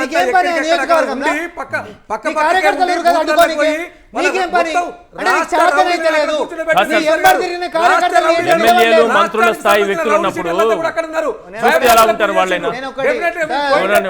ఆగండి వాళ్ళు చెప్తున్నదే ఆగండి. వారు ఏం చెప్తున్నారు? ఎమ్మెల్యేలు మంత్రుల స్థాయి వ్యక్తులు ఉన్నారన్నారు. వాళ్ళంతా సామాన్య కార్యకర్తలు లాంటి వాళ్ళు. ఎవరు ఎమ్మెల్యేలు, ఎవరు మంత్రుల స్థాయి? ఇప్పుడు సుధీర్ రెడ్డి ఎల్బినార్ ఎమ్మెల్యే, ఆయన ఎమ్మెల్యే కదా? ఎమ్మెల్యే స్థాయి ఎమ్మెల్యే ఉన్నదానే కదా. మాజీ మంత్రి ఉన్నదానే కదా. ఈరోజు కొప్పులు ఈశ్వరు, పెద్ద సుదర్శన్ రాజ్యసభ ఎంపీ, ఆయన ఎందుకున్నాడు? నేను ఒకటే అంటున్నా, పాపం బీఆర్ఎస్ పరిస్థితి ఎంత ఘోరం అయిపోయిందంటే సోషల్ మీడియాలో నిన్న కాదు నిన్న సోషల్ మీడియాలో మరి మీ లెక్కనే ఒక ఛానల్ పెద్ద మనిషి, ఆయన కాంగ్రెస్ పార్టీలో గెలవబోతుంది ఇన్ని ఓట్ల మెజార్టీ, ఆ వీడియోలు ఎడిట్ చేసి కాంగ్రెస్ పేరు తీసి బీఆర్ఎస్ ని పెట్టుకుంటే ఇంతకు మించిన దరిద్రం ఇంకోటి ఏమన్నా? రైట్ ఇంద్రనీల్ గారు, ఏంటి బీజేపీ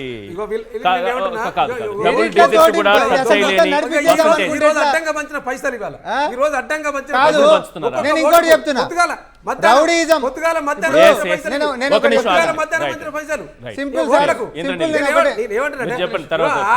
మధ్యలో చెరువు అన్నట్టు ఈశ్వర్ గారు, వీరికి గెలవడం చేత కాదు కాబట్టి అడ్డదారులు దొక్కిండ్రు, ఓటమికి సాకులు ఎత్తుకుంటారు.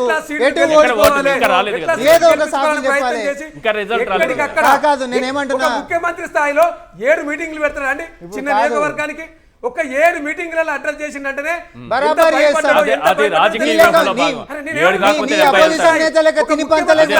మంత్రులంతా పనిచేస్తలేరు అని భయభ్రాంతులకు గురై రేపు నన్ను సీట్లకి వెళ్ళి దించుతారని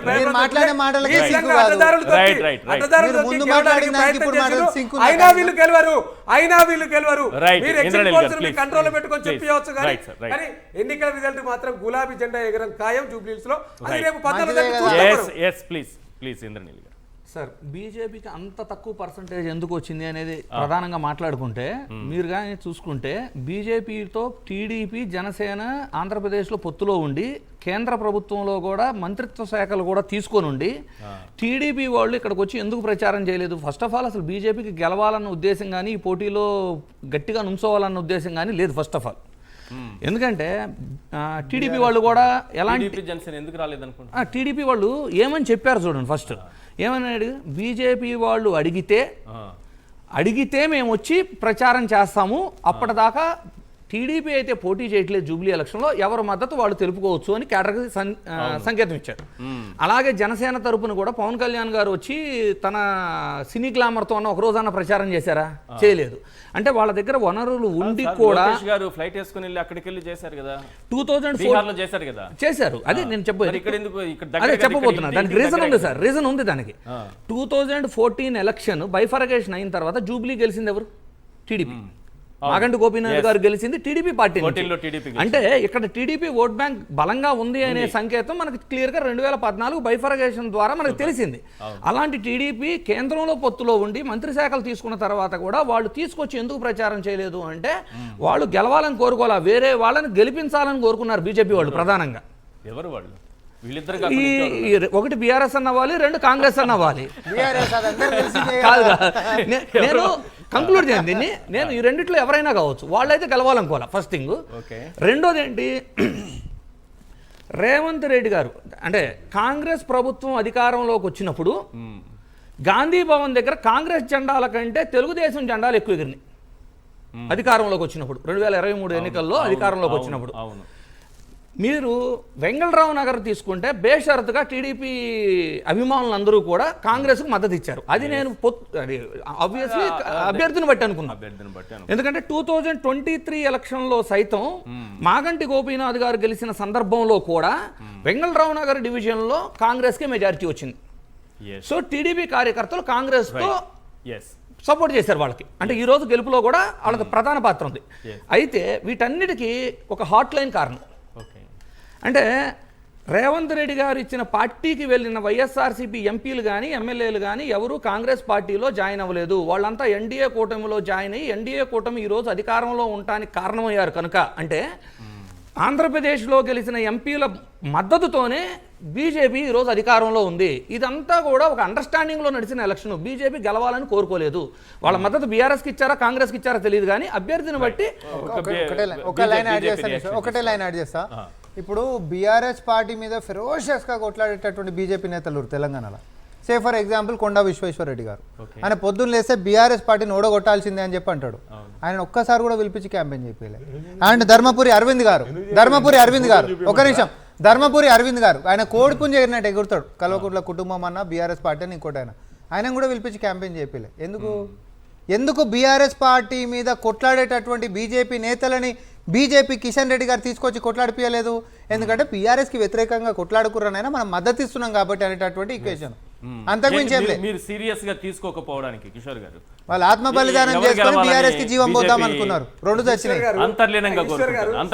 సామరాహుల్ రెడ్డి గారు చెప్పినట్టు బీజేపీ వాళ్ళ క్యాండిడేట్ కోసం సీరియస్ తీసుకోలేదు, కానీ వీళ్ళ నాయకుడు బండి సంజయ్ గారు మాత్రం రేవంత్ రెడ్డి కోసం సీరియస్ గా ప్రచారం చేసిండు. పాపం ఆయన 2 ఏరియాలలో ప్రచారం చేయమని ఆదేశాలు ఇచ్చిండు రేవంత్ రెడ్డి గారు బండి సంజయ్కి. ఆ 2 ఏరియాస్ ఎక్కడెక్కడైతే ముస్లింస్ ఏరియాస్ ఉన్నాయో అక్కడికి పోయి ముస్లింలు రెచ్చగొట్టే విధంగా బీఆర్ఎస్ తులనాడే విధంగా మాట్లాడేది తప్ప నేనేమంటున్నా, అదే ఇప్పుడు ఏమంటున్నా, బీజేపీ కూడా కాంగ్రెస్ గెలుపు కోసమే ప్రయత్నం చేసింది, వారి గెలుపు కోసం ప్రయత్నం చేయలేదు. కిషోర్ గారు ఎవరు గెలవడానికి మేము క్యాంపెయిన్ చేశామండి, బీజేపీ గెలవడానికి క్యాంపెయిన్ చేశామండి. మీరు గెలవడానికి క్యాంపెయిన్ చేసామనట్లేదు సార్, మీరు గెలవడానికి ప్రయత్నం చేయలేదు గట్టిగా. ఎందుకు మీరు టీడీపీని కానీ ఇక్కడ 2014లో టీడీపీ అభ్యర్థిగా మాగంటి గోపీనాథ్ గెలిచారు. ఇక్కడ టీడీపీకి బలమైన క్యాడర్ ఉంది, మీతో పొత్తులో ఉన్నారు. జనసేన మీతో పొత్తులో ఉంది, పవన్ కళ్యాణ్ అభిమానులు కూడా ఉన్నారు. మీరు గట్టిగా ప్రయత్నిస్తే 6% అయితే మాత్రం ఖచ్చితంగా ఉండేవాళ్ళు. మీకు ఒక్క విషయం, సింగిల్ డిజిట్ దగ్గర ఉండేవాళ్ళు కారు. సింపుల్. పోయినసారి మేము జనసేన కలిసి పోటీ చేసాము, గుర్తుందండి? మొన్న ఎలక్షన్స్లో జనసేన వారు పోటీ చేసిన దాంట్లోనో లేకపోతే బీజేపీకి జనసేన వారు మద్దతు ఇచ్చిన దాంట్లోనో ఎన్నో మీరు చెప్తున్న శాతాల కన్నా తక్కువ వచ్చినాయి అనేది మీకు కూడా తెలుసు కదా. అయిపోయింది. మీరు ఇప్పుడు అజంప్షన్స్ చేస్తున్నారు. మీరు ఇంకొకటి, బీజేపీ ఆంధ్రప్రదేశ్లో బీజేపీ టీడీపీ అలయన్స్లో ఉన్నాయి అండ్ జనసేన అలయన్స్లో ఉన్నాయి. తెలంగాణలో ఉన్నాయని చెప్పి మీరు అనుకుంటున్నారా? లేదు. ఇప్పుడు ఈ ఎలక్షన్స్లోనే కాదండి, మొన్నటి ఎలక్షన్స్లో మాత్రము టీడీపీ ఏమైనా మేము మద్దతు అడిగామా, వారు ఇచ్చారా చెప్పండి? ఇవ్వలేదు. ఆ ఎలక్షన్స్ మేము గెలవద్దని అనుకున్నాము, ఈ ఎలక్షన్స్ గెలవద్దు అనుకున్నాము, ఎంపీ సీట్లు మేము గెలవద్దు అనుకున్నాము, ఎమ్మెల్సీ సీట్లు గెలవద్దు అనుకున్నాము. ఎందుకంటే వారిని అడగలేదు, వారు వచ్చి క్యాంపెయిన్ చేయలేదు. ఒక్క నిమిషం ఒక్క నిమిషం. మేము ఎంపీ సీట్లే కానీ ఎమ్మెల్సీ సీట్లే కానీ మేము గెలిచినవి ఏది టీడీపీని తీసుకొచ్చి వారితో చంద్రబాబు నాయుడు గారితో క్యాంపెయిన్ చేయించి గెలిచామంటే క్యాంపెయిన్ చేయించామా ఒక్క నిమిషం గెలిపించామా అని అంటున్నా. సో ఇది బేసికల్లీ ఏంటంటే 2024 పార్లమెంటు ఎన్నికలకు ముందు వరకు కాంగ్రెస్తో పొత్తులో ఉండి ఇక్కడ ఒకసారి 2018 వరకు వీళ్ళతో పొత్తులో ఉన్న మాట వాస్తవం. చంద్రబాబు గారు వచ్చి తిరిగారు, వాళ్ళ రిజల్ట్స్ అనేది చూశారు. తర్వాత బీజేపీలోకి పొత్తులోకి వెళ్ళింది కేవలం 2023 తెలంగాణ ఎలక్షన్ అయిపోయిన తర్వాత ఆంధ్రప్రదేశ్లో అండ్ లోక్సభ ఎలక్షన్లకు ముందెళ్ళారు. లోక్సభ ఎలక్షన్లో పవన్ కళ్యాణ్ గారు వచ్చి హైదరాబాద్లో ప్రచారం చేశారు. సో వాళ్ళ మద్దతు మేము తీసుకోలేదు. అసెంబ్లీలో ఒక్క నిమిషం వారు చాలా తెలివిగా మాట్లాడారు. వారు చాలా తెలివిగా మాట్లాడారు. ఒక్క మాట చెప్పండి. పార్లమెంట్ ఎలక్షన్స్లో పవన్ కళ్యాణ్ గారు క్యాంపెయిన్ చేశారన్నారు. పవన్ కళ్యాణ్ గారు సూర్యాపేట కూడా వచ్చారండి. ఏది అసెంబ్లీ ఎన్నికల్లో నేను చెప్పాను. ఇప్పుడు చెప్పింది ఏంటి? ఒక నిమిషం ముందే ఏం చెప్పాను? అసెంబ్లీ ఎన్నికల నుంచి మాకు జనసేనతో ఉంది కానీ ఇక్కడ ఈ రాష్ట్రంలో టీడీపీ తోటి మేము లేం. మీరు ఏమంటున్నారంటే ఎలక్షన్స్ అయిపోయిన తర్వాత కానీ అలయన్స్ అని అంటున్నారు కదా. అంటే ఎలక్షన్స్ ముందు వరకు ఏదో మేము చాలా కన్వీనియంట్ కాదు. ఎమ్మెల్సీ ఎలక్షన్స్ ఒక్క నిమిషం అండి. ఎమ్మెల్సీ ఎలక్షన్స్లో మాత్రము ఒక్క నిమిషం ఎంపీ ఎలక్షన్స్ ఎమ్మెల్సీ ఎలక్షన్స్ వాటిలో మాత్రము టీడీపీ మద్దతుదారులు వీరు ఇప్పుడు జూబ్లీ హిల్స్కి మాత్రమే పరిమితమై ఉన్నారా? అంటే ఇప్పుడు టీడీపీ వారు చెప్తే ఓటేసేవారు జూబ్లీ హిల్స్ కి మాత్రమే పరిమితమై ఉన్నారా? తెలంగాణలో ఇంకెక్కడ లేరా? మరి మేము ఎమ్మెల్సీ ఎలక్షన్స్ గెలిచిన వాటిల్లో మేము అడగలేదండి. మేము ఎందుకంటే పార్టీ అలయన్స్ అనేది ఒక డిసైడ్ అయిపోయింది. దాన్ని బట్టి నేనేమంటున్నా అంటే ఈ ఎలక్షన్లు స్పష్టంగా కిషోర్ గారు ఎంత చెప్పుకున్నా, ఎంత దాన్ని కవర్ చేసుకున్నా, డెఫినెట్ గా ఇక్కడ కాంగ్రెస్ బీజేపీ లోపాయికారంగా చేసిందని నేను చెప్పడం కాదు. ఇప్పుడు సామగారు చెప్పారు, నిజామాబాద్ ఎంపీ గారే చెప్పారు సార్.